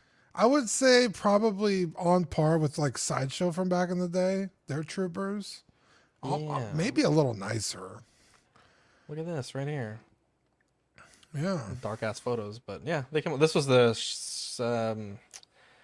regular Stormtrooper. That was the Shadow one. They came out pretty good. Not too bad. I do really want one though. This is the thing today that I would get it. This would be the thing that could convince me. Because Ben's gonna fucking charge me out the ass if I buy his. So, what about you, Dean? The only reason why I wouldn't is like these are kind of non-canon. They don't show up anywhere. They're not in any movies. Are they non-canon? They show up in the comics, I thought. Oh, they might show up in Rebels. No, those are Death Troopers. I think there is a I want to say it's a what's it called, a deleted scene where you see one of these. I want to say it's in New Hope, but I could be corrected on that one. But it's in one of the original trilogies where it's a deleted scene and you see this guy, and then he's he's in Battlefield as well. That is true. But the one I'm thinking of is the Elite Clone Trooper, the gray black Clone Trooper, but I don't think they've ever been on screen. Yeah. So like as cool as it is, and I would have this in my collection. I'm not opposed to it. It's just not something that I'm like I need to add this today. But that being said, this is the kind of figure that makes total sense to revisit. It's been how long since they came out with this figure? It was 2017. That wasn't even that long ago. This figure did not come out 2017. Or no, sorry, 2015. 2015. This is an old figure. So it's 9 years old. This is an old figure. Yeah. No, it's not even 10 years old Darth yet. Maul that came out fucking 2 weeks ago. Yeah, if you're comparing it to Maul, yeah. It's nine years like, old. bro, go back and revisit some old bangers. Like, let's. I was much younger when I got this figure. Like, this is cool. I like seeing this kind of stuff. Like, it's a little uninspired, right? You just get a new base, but I mean, it's a fucking trooper. Like, what do you want? It's a great base. It's not badly priced. It's a great base. I like it. I think it's overall W. Yeah, the only thing I'm struggling with on this one is that there's been so much other heat that's dropped. It's like, is this one, do I have capacity to add this at all, right? Because I am getting them all. We talked about Revan. There's so many figures that I think Hot Toys is really speaking to me right now with these Legends figures or Imperial or Dark Side figures. Like, that's totally, totally up my alley. And, some video game figures as well, right? You sprinkle in there. So, yeah, it's just getting a little tricky right now because it's like, okay, do you get one? Do you get two of these? This backdrop is awesome with the red compared to the Stormtroopers with the white. So it's just one of those where you got to do some soul searching and figure out, do you have capacity to take this on? Because things are getting very, very tricky. But so for now, I'm going to say not on this, but it's a silver and, well, the eyes are silver, right? Is that how they look in person, Ben? Yeah. It's a silver and black Stormtrooper. You think I'm not going to get that? Like, it's tough for me to say no, but yeah, for now I'm going to say no. It's the but, Raiders edition, bro. I'm saying, man, it's the tough. Spurs edition. Oh, there you go. This one's not going to see the playoffs in a while. Holy shit, yeah. Exactly. But honestly, it's awesome. Yeah, go ahead, Ben. Honestly, it's an amazing figure. I love this one. I shared my picture with you. I just literally snapped it over top of my computer. But I've had the white and the black one paired up beside each other for 9 years. And I loved the contrast between the two figures. They're fantastic. Now, I think the new display base is really, really cool and 100% worth the time and the money to get that in the collection. I did feel a little bit like John, the Everyday Collector. Shout out to John there from a few years ago. I'm just saying, I used to get mad at the guy when he would get pissy about reissues because I was like, well, I'm new to collecting and I want these figures. And then on the other hand, about a week ago, I could have sold this Stormtrooper or Shadow Trooper. I could have sold him here in Canada for $700. And now I won't be able to give him away for anything less than $230. Yeah. And so I don't collect for value, but that was one figure in the collection that really felt like it had some value. And it was also a Sideshow exclusive. It has Sideshow exclusive right on the box. So that label of exclusive piece there feels like it means absolutely nothing. And it worries me for collectors who are getting the Sideshow exclusive of anything this year in 10 years from now. This is because where I'm gonna argue if with you, if a Sideshow exclusive sticker Bring it. isn't, if it isn't worth anything, then why even put it on the box? exclusive does not mean limited. Okay. I wouldn't have known the difference back when I got it though. That's And 'cause so you're stupid. or Wow, how dare you. or just never had one before my collection though, points. right? And there's a lot of people who would feel the same way. Like, I thought that was exclusive. They're I would also think that stupid. that means a certain amount of like limited value. I don't think it's going to come back, I guess is my point. I don't think it's going to come back if it's exclusive. That's not what it. Then that's on you. You need. But to look that, up what and maybe word that means. is on me, and that's why I wanted to talk about it, because that still made me feel burned, and seeing the value crash on it sucked. On the other hand, I also think troopers like this should just be available all the time. I don't think these should ever sell out. You should be able to army build these to your heart's content, whether they're the black ones or the white ones or the clones. Like it That I know counteracts that your point. You know that, right? 100%. But if they're going to make it anyways, then I would rather have them. I would rather be able to buy these for the next 2 years, 10 years, and be able to just continuously add them if I wanted to grow that collection. If you're going to give us reissues, then fine. Give us something new in the box, and they did do that. So I am happy with that aspect of this character. And because I was only ever able to get my hands on one before, I'm now considering having two of these guys and 2 of the white ones together. I think that could be a cool looking little battalion display. So we'll see. You know what? Counterpoint to keeping them always in stock, they would make less money on the figures overall on the so much cost specific to version. store them, right? Right. Well, that too, but also like it keeps you in the hobby thinking like, well, I've got Vader now, but I still need 2 stormtroopers, so I'm gonna wait until just kind of this drip feed kind of keeps you in the hobby. So that's I think a counterpoint to that. That's fair. I can see that too. Also, I don't think Ben's stupid. It was purely. My feelings are hurt. It made me uncomfortable. I'm gonna go eat a nothing burger on that point now. I've said Holy words cow. to you, Zach, so I think it's fine. You have Ben. Eddie goes for the throat, bro. He does. That's okay. Eddie goes for the throat. Eddie's a bad person. I'm glad that we. He called That's it big nose. he's not wrong. Limited and exclusive are different words, and they do mean Instead different of have weak things. thumbs. It's not wrong. giving me the same respect that you give John. Thank you. Wow. Me? Wow. Wow. Since we have all this drama, I got my BBL Drizzy song ready.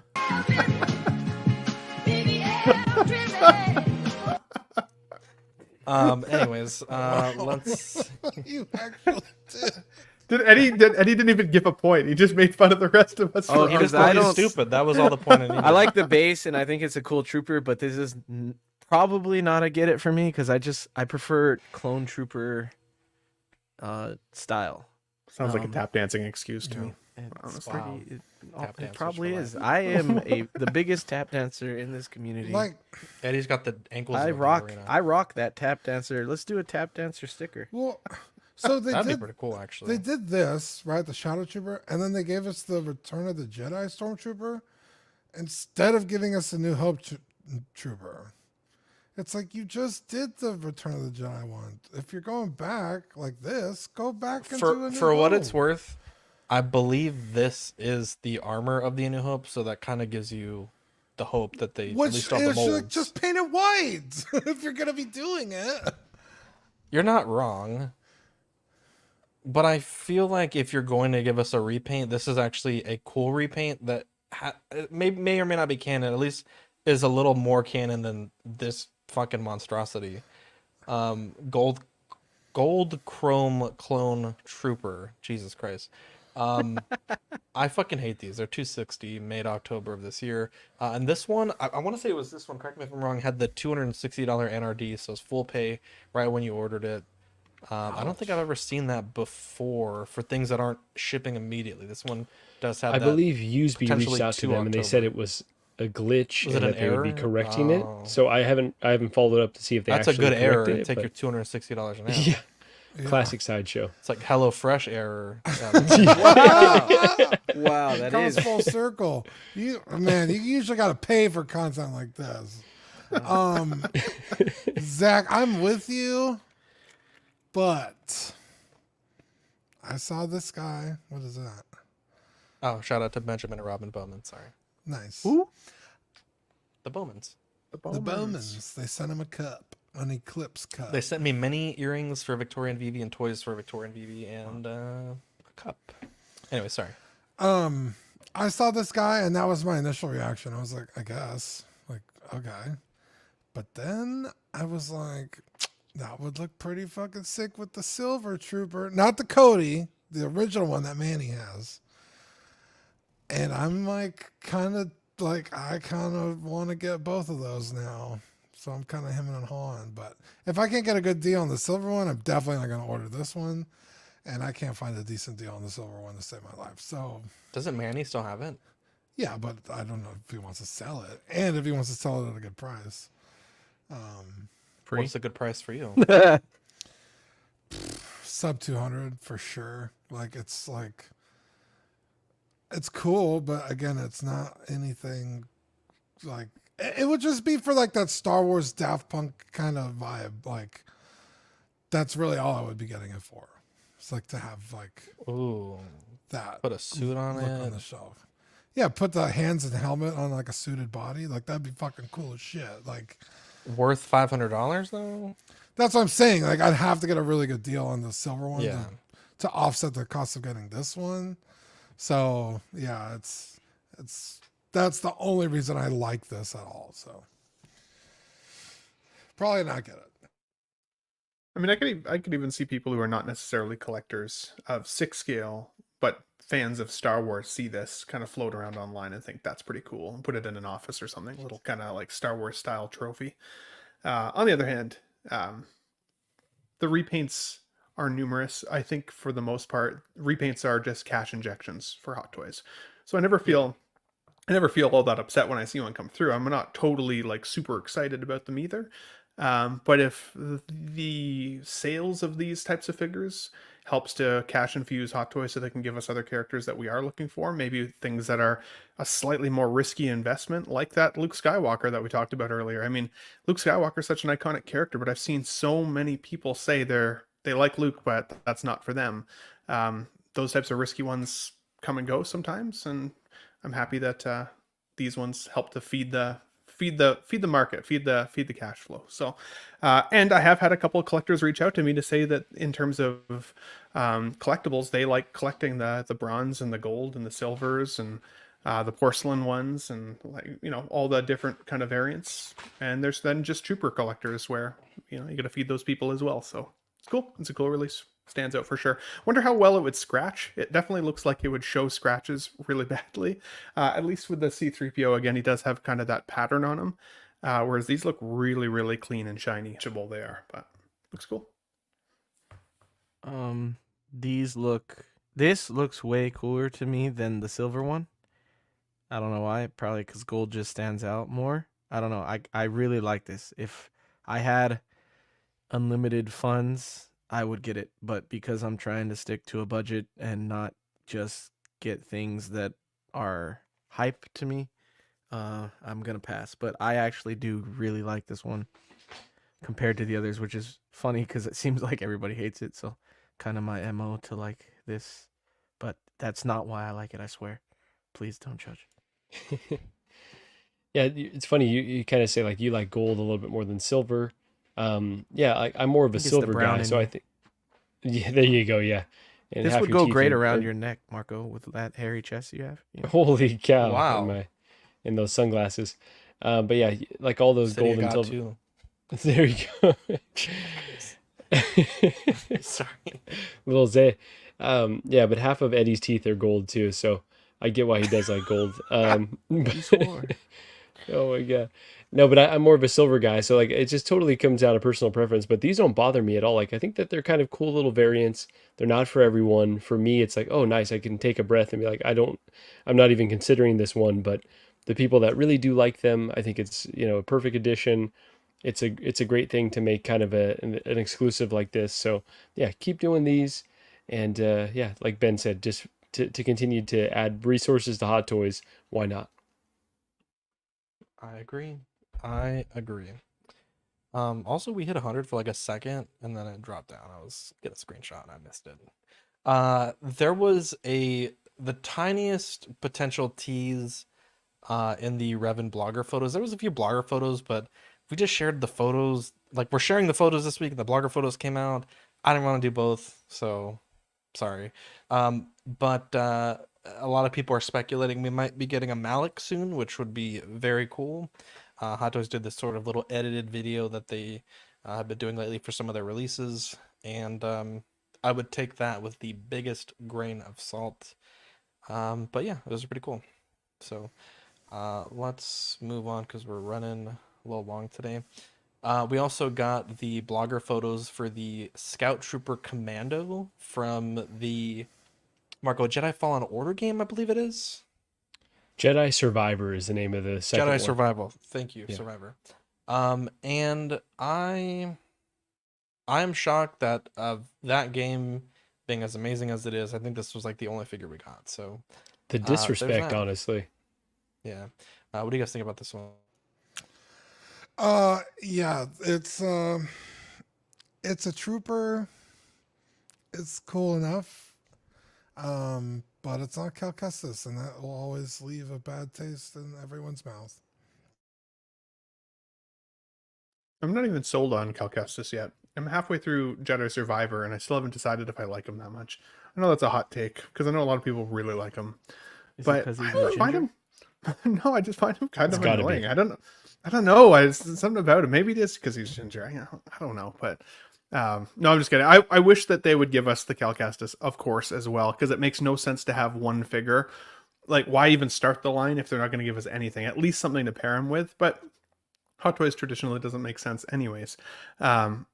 I thought this was going to come sooner or a little bit faster, to be honest, just because we've seen other troopers of this kind of nature in the past. But, I mean, if you had him on the way, I'm sure you're excited to get him in the collection. I didn't put him in mine because I don't have anything to pair him with, and I would rather see one of these guys on a speeder if it was going to be in my collection, more akin to the Return of the Jedi versions of the character, or of the outfit, I should say. So, and also in the game, these guys piss me off with their little electricity routes. Yeah. I didn't play this game, but I think any different versions of troopers is cool. If you have like the other scout troopers, then you could put this with them, and it's kind of like a different version that you can just troop build. So I like that aspect of it. It's not for me though. Yeah, the Hot Toys troopers are tricky because you really do get into Hot Toys for the head sculpts and the realism, and their troopers do look great, but it's almost like not the company living up to its full potential. It's almost like an easy cop-out for them. So I get why some people are annoyed when they see all these troopers roll out. And it is moves like this where you only give us the trooper from the game and not the main character that piss people off the most, right? Like if you would have given us just this and Cal Kestis, okay, fine. But the fact that this is going to be the only thing that releases from the property, sure, the game might have, had issues at launch, and so maybe that's why they backed away. Maybe they got a prototype of Cal somewhere deep in the recesses of the Hot Toys vault, but you got to give them to us, and you can't pull shit like this. Like, that's just, it's a dirty tactic to lead with this and then not follow through with anything else from the game. That's dirty. So that's, just not okay, I would say. But this one is fine enough. Like, I love the design of the Scout Trooper, and yeah, I think it's a cool enough figure, but yeah, overall the narrative behind it sucks.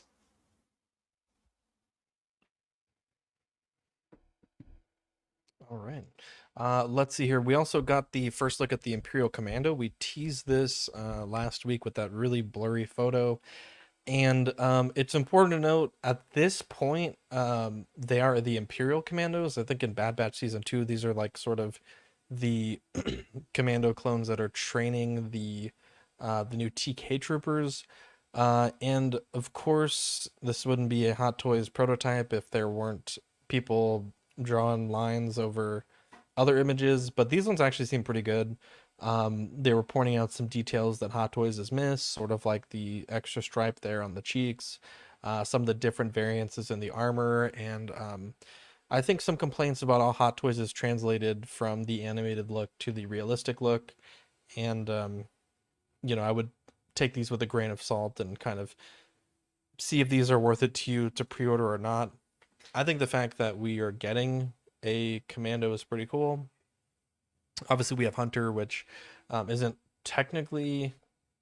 He's in a commando armor, but he's not the kind of commando that these represent. But a white one would be cool, or the Republic commando, potential 4-pack would Delta be really Squad. cool. So thank you, Delta Squad. So I mean, I think it's cool that we're getting these. Like any Hot Toys translation, there's probably going to be some things left on the table that people would rather they correct, or like any company these days. So I think this looks okay. I pieced together a custom one years ago, was never really that happy with it. So the fact that Hot Toys is at least in some ways revisiting this well is pretty cool to me. Yeah, I've always liked the Commando look. If I was going to spend the money on a Hot Toys Commando, I'd want it to be, and I've said this before about other clones, a named Commando, like Scorch, or what was the one in Clone Wars? With the orange? I forget his name. But Boss? Yes, Boss. And if it was a no-name Commando, I'd almost prefer just white. Instead of like a specific color guard, like totally with you there, Dean. Or whatever like this one is for. Yeah, so I mean, I don't hate it. I think it looks cool. I'm with you, Zach. Like, we're getting one. That's awesome. All the little nitpicky things that people are pointing out, that's easily fixable. If it's that big a deal to you, it would be easier to just 3D print those parts, paint them to match, and stick them on. Like if you really wanted the elbow pads, like, okay. Than to kit bash this thing by yourself, because Zach, that was not an easy task. And it was very costly, especially back in the day when 3D printers were not just everywhere and it's crazy expensive in people's homes. So should you have to do that? No, but if this is what you're getting, that is an option. I do like it overall. So I may own one down the line. We'll see. Yeah, the only thing I get more excited for than Clone Troopers is the Commandos. So the fact that this is happening is super freaking awesome. And I probably will get this. Now, like we said, I am a tap dancer, so I could change my mind later, but this is really cool. So I really want these, and hopefully they do more. Yeah, that's true. That's true. What a guy. Yeah, this is great, honestly. Like, love this design, and I love that it opens the door for them to give us, the entire Republic Commando crew. I think, Zach, as you said, I think I'd be a bit more interested in that. But it seems like the helmet may light up as well, which would be, you would want it to do that, right? Or it's like a really good sticker that kind of appears like it's lit up. But yeah, a really awesome design. Dean, you were saying you would prefer the all white. I think we're going to get plenty of iterations of this, but that's what I would be after as well. I think that's a much cooler look. Or again, the Republic Commando colors as well. So yeah, really awesome, and looking forward to seeing what the price is. I feel like anything around the 260ish range would be, really, really sweet for army building. Hopefully a lot less. Definitely. Let's see here. We also have, this was kind of a sad bit of news, but this was on May the 4th. NYC, which is a third-party Star Wars statue company, put in an announcement, and to summarize, essentially, they talk about the inspiration for starting the company, and they thank the fans for all the acceptance and appreciation. However, they go on to say towards the end of the statement that they hope that providing low edition sizes and providing a need that did not exist, that their business could continue. However, as the brand grew, the issue of rights holders and licensing has now come to the forefront.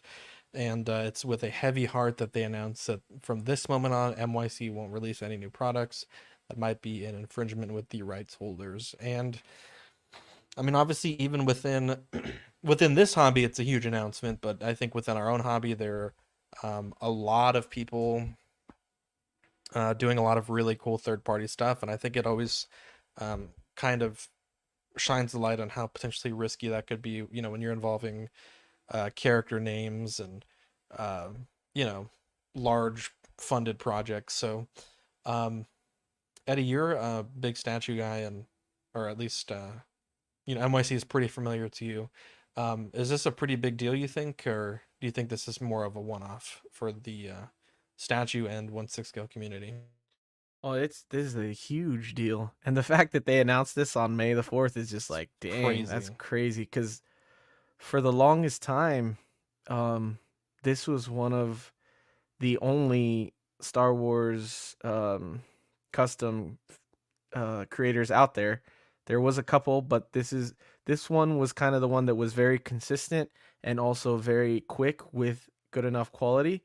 So this was kind of the top notch Star Wars customs in the community, and it's insane to see that they are closing down. But there's a lot of speculation as to why this happened. They recently started their model line, which a lot of people said that because of all the eyes that the models have, and I guess model collectors is like a annoying community, I guess maybe that could have brought this more attention on them. But also MYC has always been very open and very like out there in the community, which neither of the other two Star Wars custom makers are. They're very, very quiet and private, and they don't mention anything. And MYC's had a website and like readily available on Facebook, and talked about on streams and things. They've never really cared. So I feel like this was just a matter of time. And I'm questioning if is it because Sideshow is doing so much Star Wars stuff now that also brought more attention to them. Because they announced their mace a while ago, but they're doing a mace, and then now Sideshow's doing a mace. So maybe that was kind of one of the things they noticed. But and I wonder, maybe if you could answer this, but I know you said they're out there, so they also take a part in it. But like as a streamer or a streaming channel rather, I feel like in the past, like I always felt kind of weird talking about third-party projects, like not really the overseas stuff, but more like the US based third-party stuff. Or by overseas I mean like the Asian stuff, where it's kind of, from what I've heard, it's kind of hard to track that stuff down. But like I know within our hobby, years ago, Yost had to switch his business to licensed for the DC stuff. And when we would talk about that stuff in the past, it was never like, we were never told not to, but I always felt bad, like if we were the reason why eventually that part of his business, had to change the way it operated. Do you think that some of the streamers could be responsible for this, or is NYC also largely to blame for putting themselves out there the way that they did? I think that it's a majority of part of that model making thing that they started, because that put a lot of eyes on them. And from what I hear about that community, they're very like, I don't know, there's more people that would out them in that community than in the statue community. I feel like they're fickle, and they have a little bit more of like, I don't know what the right word to say is, like they would want to get NYC out because they don't like that they're making models. It's like a competitive thing or something. I don't know. This is what I hear through the community. So I think it's more on that than it is the actual streamers, but I'm sure that didn't help. Yeah. So I guess I just don't know what the rules are, because I see people making, like, they call them customs, right? Like, oh, we're going to do like 100 different, 100, like a run of 100 portraits. Yeah. And it's like, I think it's all technically not, like, it is certainly not legal. Okay. Because, I mean, then you could even just start arguing, like what's the difference between like fan art and like, right. And for the most part, and I've talked to artists like we know smaller artists within our community that do art prints of licensed characters. My cousin, without naming names, my cousin would do the circuit for Comic-Cons, and he would set up a booth, and he was like, yeah, most artists there, they all talk to each other, are like, well, technically what we're doing isn't,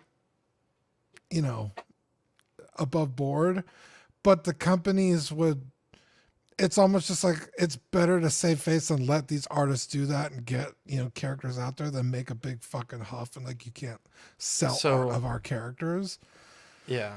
I feel like that's what this is. It's like, are they really like making a dent in some market that, well, I mean, if you're making, what would you say an NYC run is, Eddie? Like 100 pieces?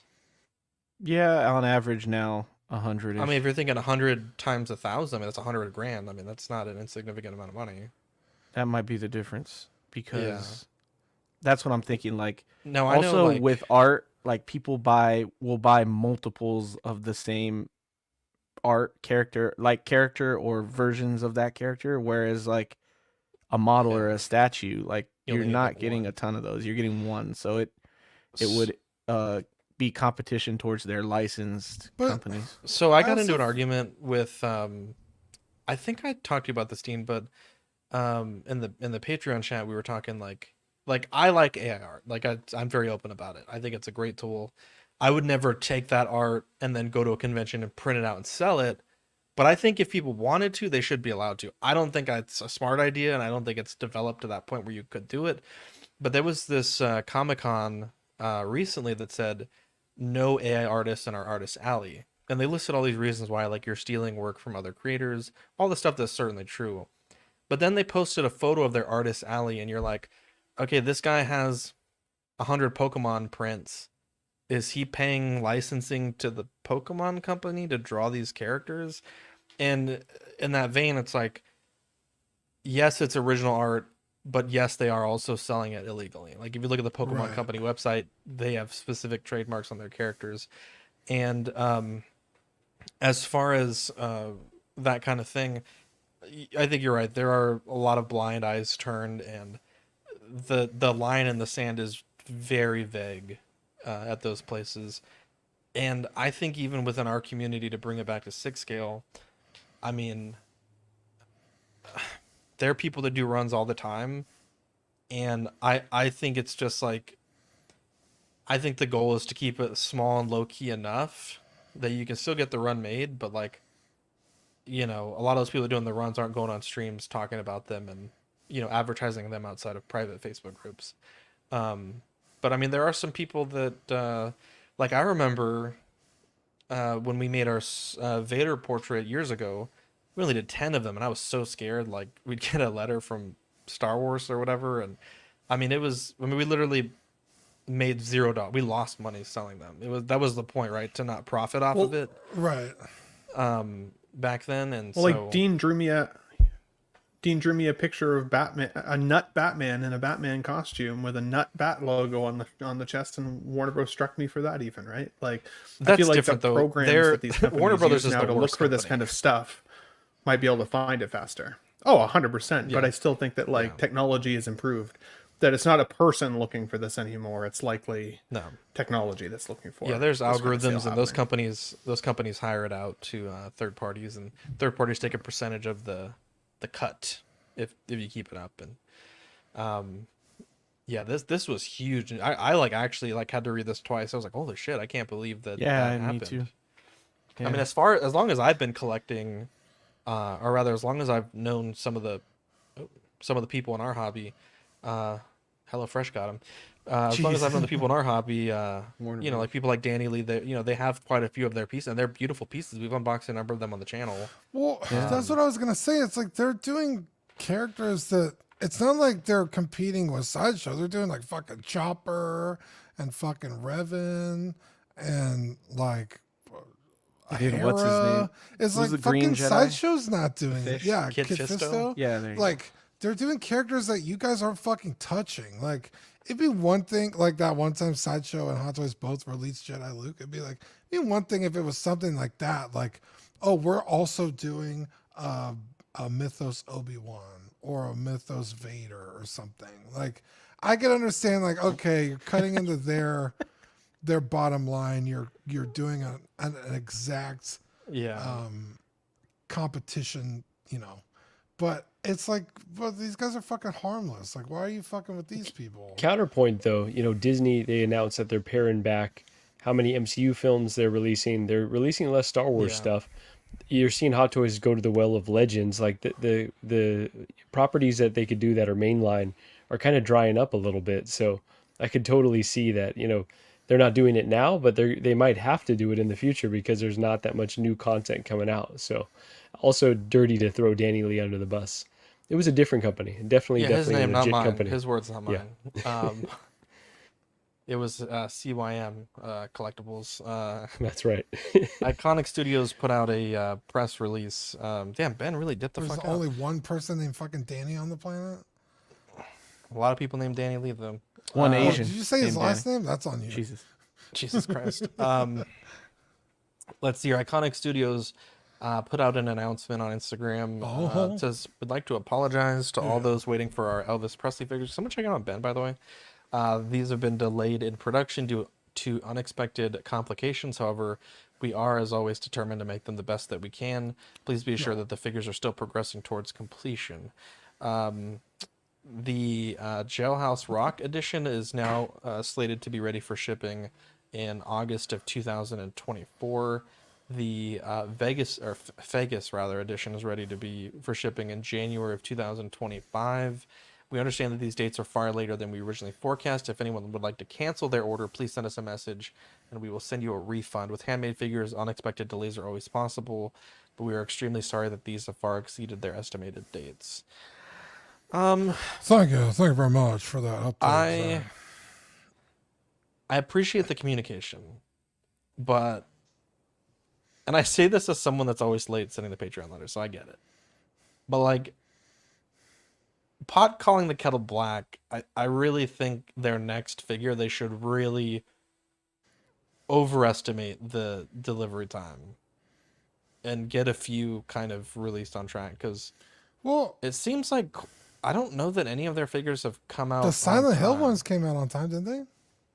I know, I do not know that. If you, I'm pretty sure they did. I don't know for sure, but the ones that I've actively paid attention to, I don't believe that they have. I could be wrong. But as always, I think Iconic Studio, best communication in the game. But I would like to see them get a number of these in a row on Ben, time. do you not know who Elvis Presley is? What? Do I not know who Elvis Presley is? Yeah, you said in the chat. I don't know. No, that's an old message. I will. He's the king, I will bro. BRB. I will let you guys take this over. BRB. Yeah, I have a question. Maybe you guys can answer this. Are these also seamless? I know Iconic is kind of known for their seamless stuff, but that might just be Street Fighter. Are these seamless bodies? I don't think they advertised that these would be seamless bodies. Okay, I didn't think so, but I don't know. As far as delays are concerned, I mean, who's not fucking coming in with delays nowadays? It's like par for the course, right? It's frustrating and it's very annoying, but it's like, I don't even know what to say at this point. It's like people are still coming off with like the COVID excuses, and then it's like, oh, but it was Chinese New Year, and then it's just like, it's frustrating. It really is. But it's like, what are you gonna do? Like, what can you do? Get your fucking money back? Like, that's, you know. And I always say it. It's like, I already don't own the thing, so I don't mind waiting. And it's gives me more time to, you know, make sure I have the money for it when it comes out. So to me, I'm not the biggest like impatient person, but I know people that are. And I get it. I totally get it. It's just, yeah, it's so normal now that it's like, whatever. Yeah, I'm kind of on the same page with Dean. It sucks, but at the same time, like, I could be patient. The thing that would bother me the most is that I put money down, and especially if I had paid it off or something, and I'm expecting it to come in a certain time frame, and it's not, that's upsetting. But at the same time, it's like, if the figure is being produced to the way that they had planned to produce it in better quality, then I'd rather them take the time to achieve that. But and then I do like that they say if if you would like to cancel your order, message us directly and we'll send you a refund. I think that option should be available. I don't think people should do that though. Yeah, if you waited this long, you can wait a little longer. Like, I feel like it's kind of expected these days. I know that sometimes they're getting faster, sometimes they're getting delays. So it is what it is. Yeah, that's a good point, Eddie, on both fronts. I will say the iconic name is losing a bit of steam, and it's maybe the pace of their releases, or just the communication. Because Dean, you said the best communication, and I do agree. But I think without Andy being there to be on streams, to have like a direct line of communication with collectors, they feel a bit more disconnected, and I find myself increasingly less excited for what they're doing, which is unfortunate because I think they have the Ken upcoming. They announced the Akuma, but it's almost like we need like a hype video to be like, hey, here's stuff we're working on. We just need a bit more excitement, because right now it's just like pictures that we've shown before, text, cancel if you want, we're running behind. It's like, let's get a little bit of excitement going, tease us of what's upcoming. You kind of maybe talked about Chun-Li before. I don't know if that's still in the plans. You've done 3 Street Fighter figures, which are basically repaints, right? They use the same body for all 3 characters. So you're just not showing me a roadmap of where you're going as a company. And I think that they've got so much potential. Like, I think the Elvis figures are going to turn out beautifully. I think they'll be worth the wait. I really enjoyed the Muhammad Ali figure. But even when they put it out, they don't put out like blogger photos. It's like they sent it to me. And then you just see like one-off pictures from collectors. It's like, let's up our presentation value a bit more, because the figures deserve that. And the company deserves that. So I'm sure they're still trying to figure things out with a core member of the team leaving, but we got to have some more resources on the marketing and the communication, because again, they've got so much potential. Completely agree with everything you said, Marco. Great point, dude. Great. Yeah, very good point. Because I agree. I feel like the Steam is kind of out of my sales for Iconic at this point. Yeah. State of the Union kind of address would make a huge difference, just to get people rallied again and see what's in the pipeline, like you said, but also kind of maybe what the process is. Are they planning to improve their distribution and their blogger game and all of that, or are they just remaining status quo? They say that it's unexpected complications, but what does that mean? Most collectors, I think, will be pretty understanding if they're like, this was the reason. This just feels like, kind of like you said, a passive excuse without much explanation or context. And yeah, you can get your money back if you want to. Having said that, Eddie was right in the sense of, I agreed, stick around a little bit longer, wait a little bit longer. This hobby has made me a very patient person, unlike I used to be. And even today I had 2 notifications in my email box for Hot Toys delays. And so all the companies seem to be experiencing one way or another. We just got to be patient for the shit that we want the most. And if you're willing to cancel because of one delay notice on this guy, at this point, maybe you didn't want him enough to begin with, and put your dollars towards something else that you'd be more excited about at the very least. So I think most of their delays is just like overwhelming orders. Like, they're a small company. I tend to give more slack to smaller companies. Like, if it's in art, I get more annoyed. Or Hot Toys, I get more annoyed because they can. It's a small company too. They should. Yeah, are they though? I don't know. Guess. Say they are. But yeah, I tend to give these guys a little more slack. Yeah. I completely agree. Obviously, it's not anyone's fault, especially not Andy's. He had stepped down for very noble reasons, and but I do think without a public front-facing person in the company, it's kind of hard to, I don't want to say get behind them, but in our one of the strengths of InArt is John, and I think one of the strengths of Iconic was Andy. And though Hot Toys does have several frontmen for their company, we never really had a point of contact like we do with these 2 companies. So and for what it's worth, I know in the past with Patrick Bateman, one of the delays on Bateman, they did specifically go into detail, like, oh, it's because of this sculpt, the mold is, several pieces, and this is why it's delayed. And that felt good, not good to see, but it was nice to know, like, okay, like, they're not just fucking around with their money, like, they're actually working on it. Yeah. Not saying that they're not, but it is very vague to say, like, it's just taking longer than we thought. So, but Eddie, you're correct. I think it's great that they did offer a refund. Obviously, full refunds these days are pretty rare in this hobby. But I do like to see that. Dean, we have the PlayArts Kai Final Fantasy VII Yuffie Kisaragi version 2, $120, releasing April 2025. Tell me about it. Yeah, I'm super excited for this. So Final Fantasy Rebirth just came out a few months ago, maybe a month ago. I don't know. But Yuffie is one of the main characters in the game.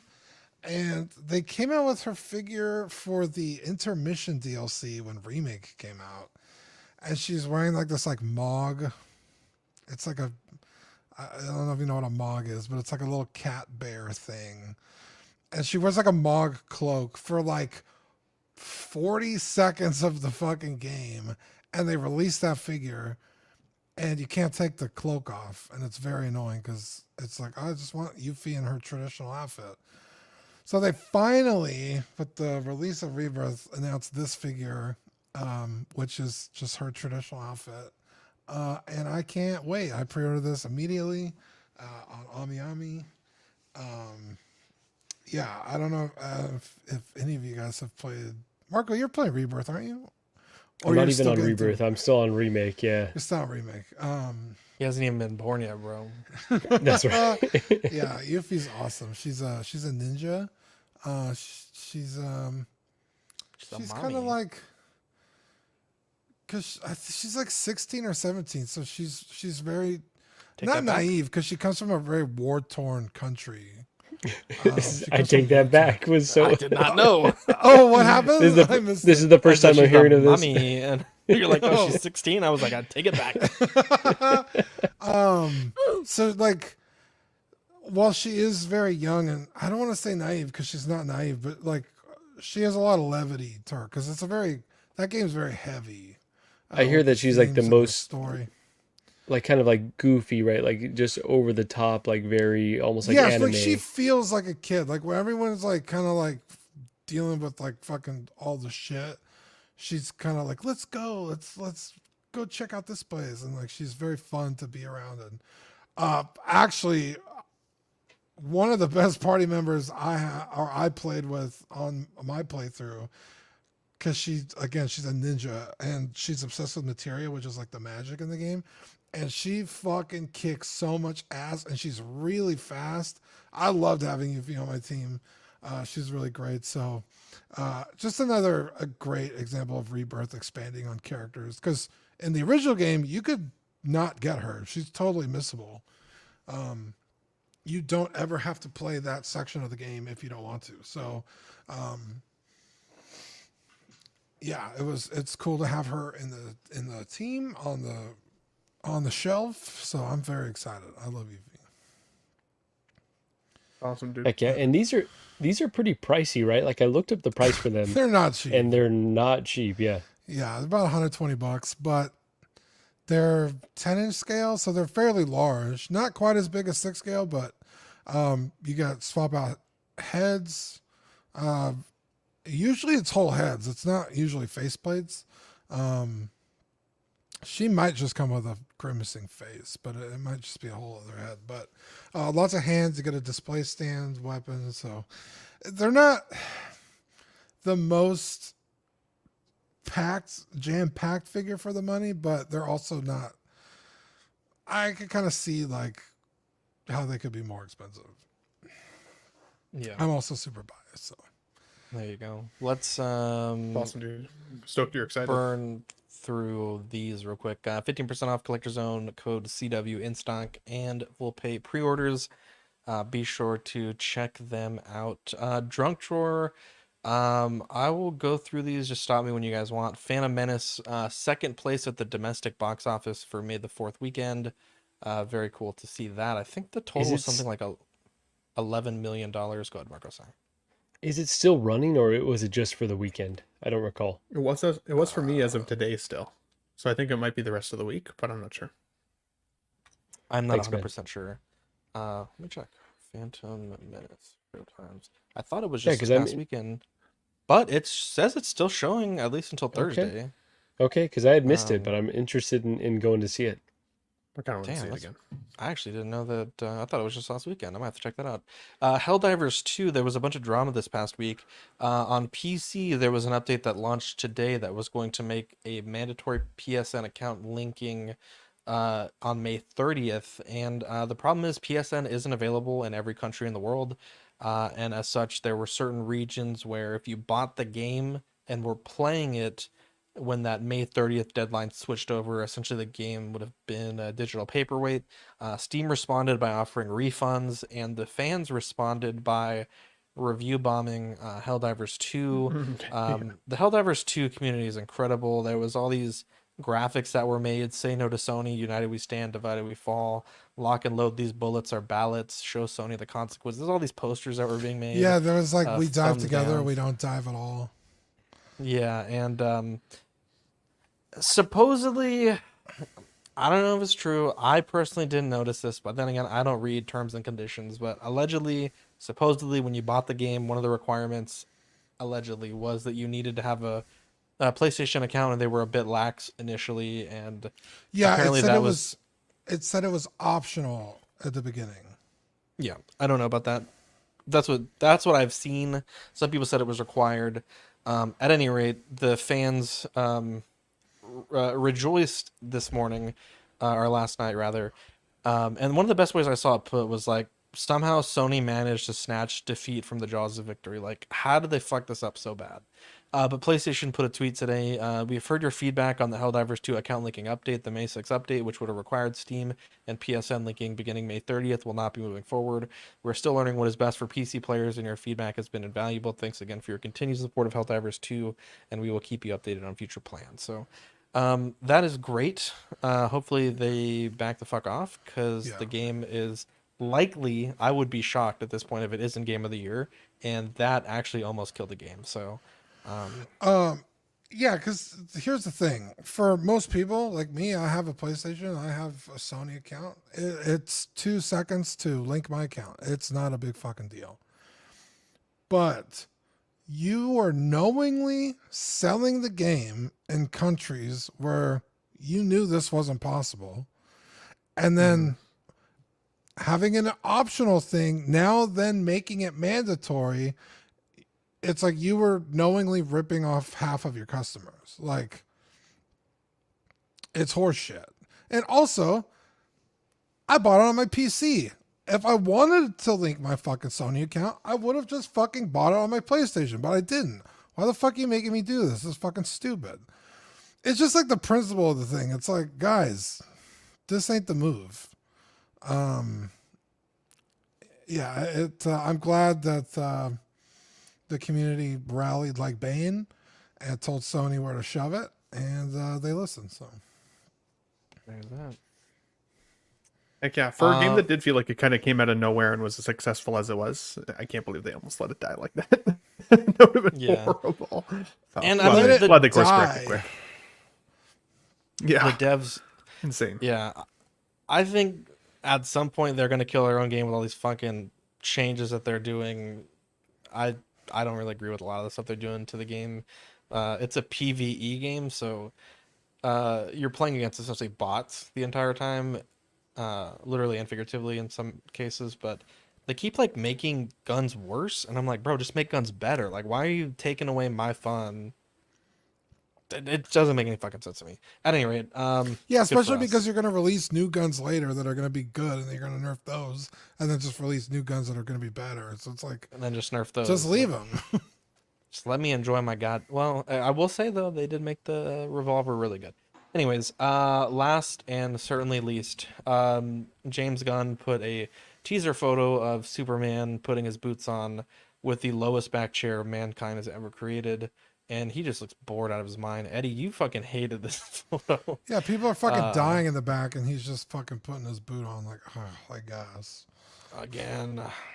Why do we need a sad, like, tired Superman? Like, I don't get his motivation behind posting that picture. Like, yeah, it's horrible. And it just goes to show what I think we're going to get from this guy running this entire franchise. I don't know. He wants to be different. It's going to suck, I think. Yeah. It's hard to go ahead, Zach, and then I'll say. No, please go ahead. I insist. I was gonna say it's hard to judge over one picture, right? But he's got to know that he's been in the superhero space for long enough that he's got to know better than this teaser is just not. It's not very good. It doesn't really tell us anything, but it certainly tells us enough to get a little bit agitated by, because the suit's different enough from kind of what we were probably expecting. It looks along the lines of more like a CW character, right? Not that there's anything wrong with that, but this could easily be from the Flash universe, right? And so it just doesn't look very good. But even then, I'm still excited. I think James Gunn, he did enough with Peacemaker, with Guardians. I think he's going to crush this.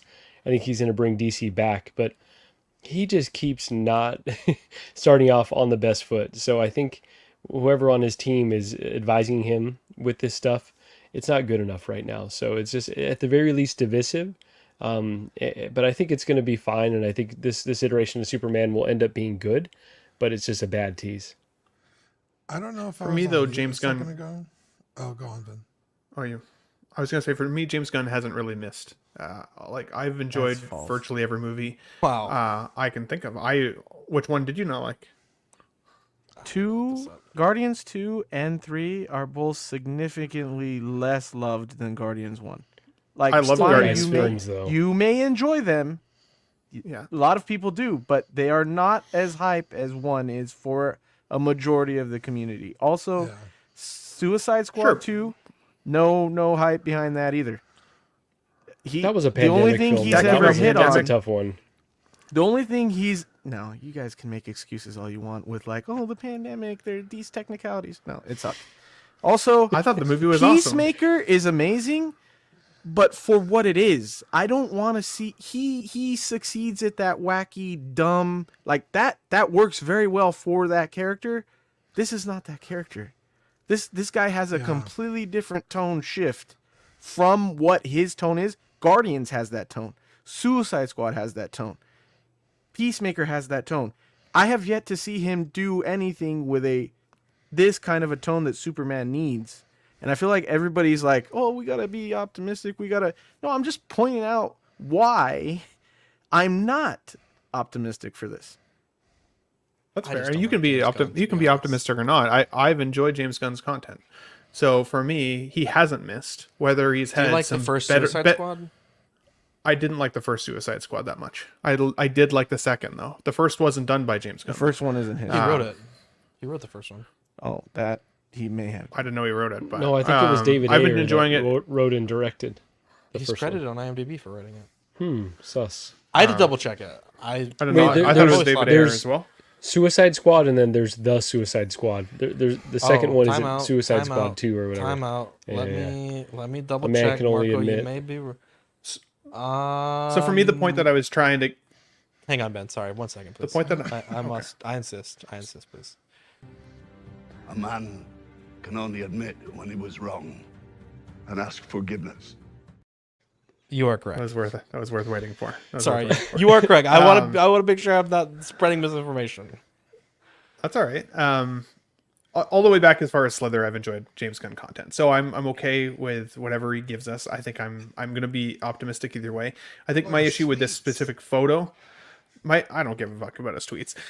He's still a person in this world. He can make whatever decision he wants to make. I love Superman. I love the character of Superman. I always have been a Superman fan. I loved Henry Cavill. I wish they didn't get rid of him. I wish they could have kept him. On the other hand, Cavill, whatever you want to say. Yes. Oh my God, Vegas. Wow, it's all the same. It's idiot. all the same. Wow, you guys know what I'm trying to say. Fucking... I give up on this point. I give up. Sorry, people watching. I give up on this point. No, do the point. Do the God point. Damn. My point is I think it's dumb that they gave us this photo because this invites criticism. It's not a good reveal of the suit. There's too many questions. He's battle damaged, but he's putting his boots back on. Does that mean he was just about to bang Lois and, oh, shit's going down again, so I guess I got to take responsibility and go out again? That's why he looks so kind of, the way he does. Like, he doesn't look happy about doing this, right? On the other hand, it also, like... I like movies that wait to show the costume, because if the film is good, I don't know if I'll care as much about the costume. But if the film sucks, then I'm going to be annoyed that I also didn't like the costume either. So I wish they'd kind of just waited to show us what this looked like in the movie itself. The first reveal is when you go to the theater and see the movie. We already knew what the crest was going to look like. That was good enough for me to get me in the theater. And I think if I'd seen him in motion, in action, during a film that I actually was enjoying, I'd be way less critical of the outfit. But because they showed it this way, as I said, it invites criticism. So if you're going to invite the criticism, then I also think it's an invitation to let people petition to change it at this point. Because if it's like, this is what it is and this is what you're going to get, they've divided the community already on this character before the film even comes out. And it's upsetting people like Eddie and people like myself who are like rooting for it and or feeling reinforced that this is going to be shit. So it's divided us all on a film that, like, I'm really hoping revamps the DC universe and keeps it moving, because if this fails, goodbye DC content. And I'm a DC guy. I'm surrounded by DC shit. I don't want DC content to go away. So I don't want this to fail. And it sucks that, like, Marco talks about controlling the message all the time. This is like a horrible way to control the message, or, as I said, give fans the ability to petition to change this at this point. See, this Ben, is where... Go ahead, Eddie. I'm glad you continued that point. See, this is where they... Well said, Ben. They shot themselves in the foot, and we did at the same time, because of so many fans like me that are openly speaking their opinions about what they don't like, and it may come off negative, and a lot of fans do it negatively, and that's not good either. But then you have the opposite fans that are like, oh, they're just haters, they just love to hate things, be optimistic, blah blah blah, all that shit. So now you have these studios and these directors that come out and think, oh, I want to be different, I want to do what I want to do, and if the fans don't like it, oh, that's just because they're gatekeeping shitty fans. And it's like, no, some of us just care that this is good. But you post shit like this because you want to be jarring and different, and it's like, dude, you're doomed to fail already. And then my own biased opinions, this dude looks like Pattinson Batman. He is not big, and he's nowhere near as big as Cavill was at all in this picture. He's not even good looking. Like, He looks like a fucking goofball in this fucking picture. No, he looks like an idiot. And it's like every Superman we've had. He's so good looking, he's ugly. That's right, Ben. Overrated or not? Eddie, I agree with you. I think they put too much work into this to have a dude who looks less like Superman than Henry Cavill or Cavill or however you say it. I completely agree with you, Eddie. And it's also part of that thought process of, like, they want him to feel achievable, like we could be Superman. Like, he's not too ripped, so I can get there without steroids. He's not too good looking. He's an everyday guy. It's like, that's not Superman. What do we have to aspire to? If everything is special, nothing is. He is significantly better looking than you, though, Eddie. So just so we're clear there. Jesus Christ. I don't know. Kidding. Eddie's a handsome devil. Are you kidding me? He's a handsome guy. He's actually he's more. At least I have eyebrows. Where the fuck are his eyebrows? Holy shit! Oh, they're about mine. I'm like, how dare you? I have two of them. I know he wasn't talking about mine. But so this is kind of like Jesus one of those Christ. things where it's like, okay, what's the right way to tease this suit, right? Like, I think the teaser where they put out the symbol, I think that's a good thing. Yeah. I think Zack Snyder, say what you will about BVS, but when he put out that first shot of Batman next to the Batmobile and it was black and white, that was fucking hype. Sick. That was fucking hype. That was the way to tease it. Versus this, where everyone's like, I don't know. Even if you kind of like it, I don't know if you're like, damn, this is exactly what I've been calling for. Versus that Batman shot was like, that's who doesn't like that? That was just incredibly hyped. So yeah, they're just, it's a misstep. I think we're all kind of saying that it's divided the community before we really get any like actual content from this film, and it's a bummer because I do think it's going to ultimately be good, but it's just not starting off well. Yeah, there you go. All excellent points tonight, gentlemen, on everything that we've talked about. One last somber bit of news: Bernard Hill, the actor from that played King Theoden in Lord of the Rings, and the captain of the Titanic passed away this past weekend, Sunday morning, and he was 79. Boy, that sucks. I watched The Ride of the Rohirrim today. Such an amazing speech, such an amazing actor, and yeah, the world lost a good one. But let's wrap this up because we're running a bit long. And Marco, whenever you need to step out, by all means.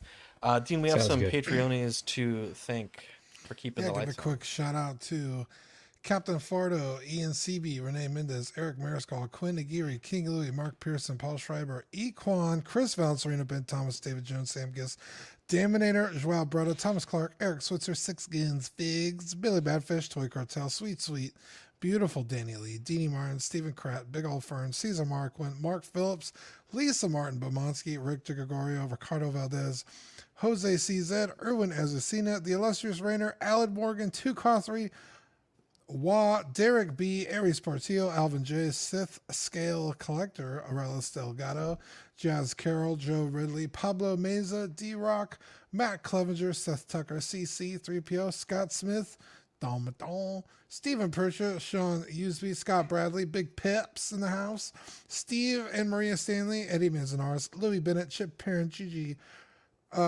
Jimmy Hernandez, Gigi the Judgmental, Exodus, and Brenton Palmer. What a bunch of angels. Wow.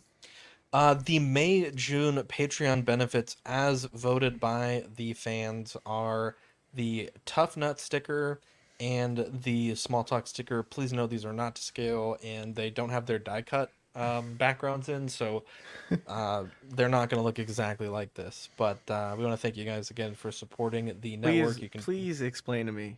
I've asked this. I've asked this a million times. I'm even more upset than my wheelchair. What is the wrestling connection? Not one bit of wrestling news on this show. Small Talk. Small Talk? They don't talk about wrestling figures on Small Talk, so please, someone. Look, man, not my a little bit above my pay grade, but I know when they rebranded recently, they rebranded their logos to look like wrestling. They probably should talk about wrestling figures, but I think the rebrand is like week. blue, black, and white is their rebrand. So, there is that. I know Sean bought a bunch of wrestling stuff this week, so I think starting this week they're gonna be. I'll go with Sean. Yes. Let's see what's up. Jesus Christ. Yeah, so that is the reason. At any rate, $5 for the digital Patreon tier, $7.50 for the sticker tier, $15 Certified Crispy tier. Dean, we got to meet up because we have at least one signed print we have to send out. And I know you had some family emergency last week, so $25 for the What a Guy tier, doubles of all the stickers we send, and the Pog Deluxe set. We also have channel memberships if you would like to support us there.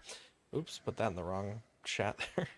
Absolute Irwin, Alvin J, Andrew Gibo, Benjamin Hansen, Big Ol' Fern, Bob Dylan, CC3PO, Chris V, CT603, DJ Daminator, Doc Smizzle, Equan, Fat Batman, Gare Bear, Good Old Spotchka, Gotham Cenobites, Justin Sports Cards, LV Avenger 702, Mark Pearson, Mike Clitoris, Money Mendez, OG Fan, OMFG Rick, 16 Figure Focus, Paul Schreiber, Philip the Fool, S Beam, Sam Gist, Scarn Lord, SpongeBob SquareBalls, Sunnyvale Rest, The Ben Thomas Show, Toy Mafia, and Exodus. Channel membership is 99 cents if you're a Patreon member. You get loyalty badges and custom chat emojis, and $2.99 for the Peanut Gallery. We also have TeePublic if you want to support us there. Taking a look at the network, I have to apologize. Question of the week on Sunday, I was exhausted. We had done a bunch of moving to get the studio ready to film for the Saturday video. Then I spent all Saturday editing the video and filming it. And then we played D&D until like 3 in the morning. And then usually we record after D&D, but it was late and I was tired. And then Sunday I was tired, so that's my apologies. So question of the week, we'll be back next week. As far as the network goes, this week we have OFAC. They have a big announcement for this week, so stay tuned for that.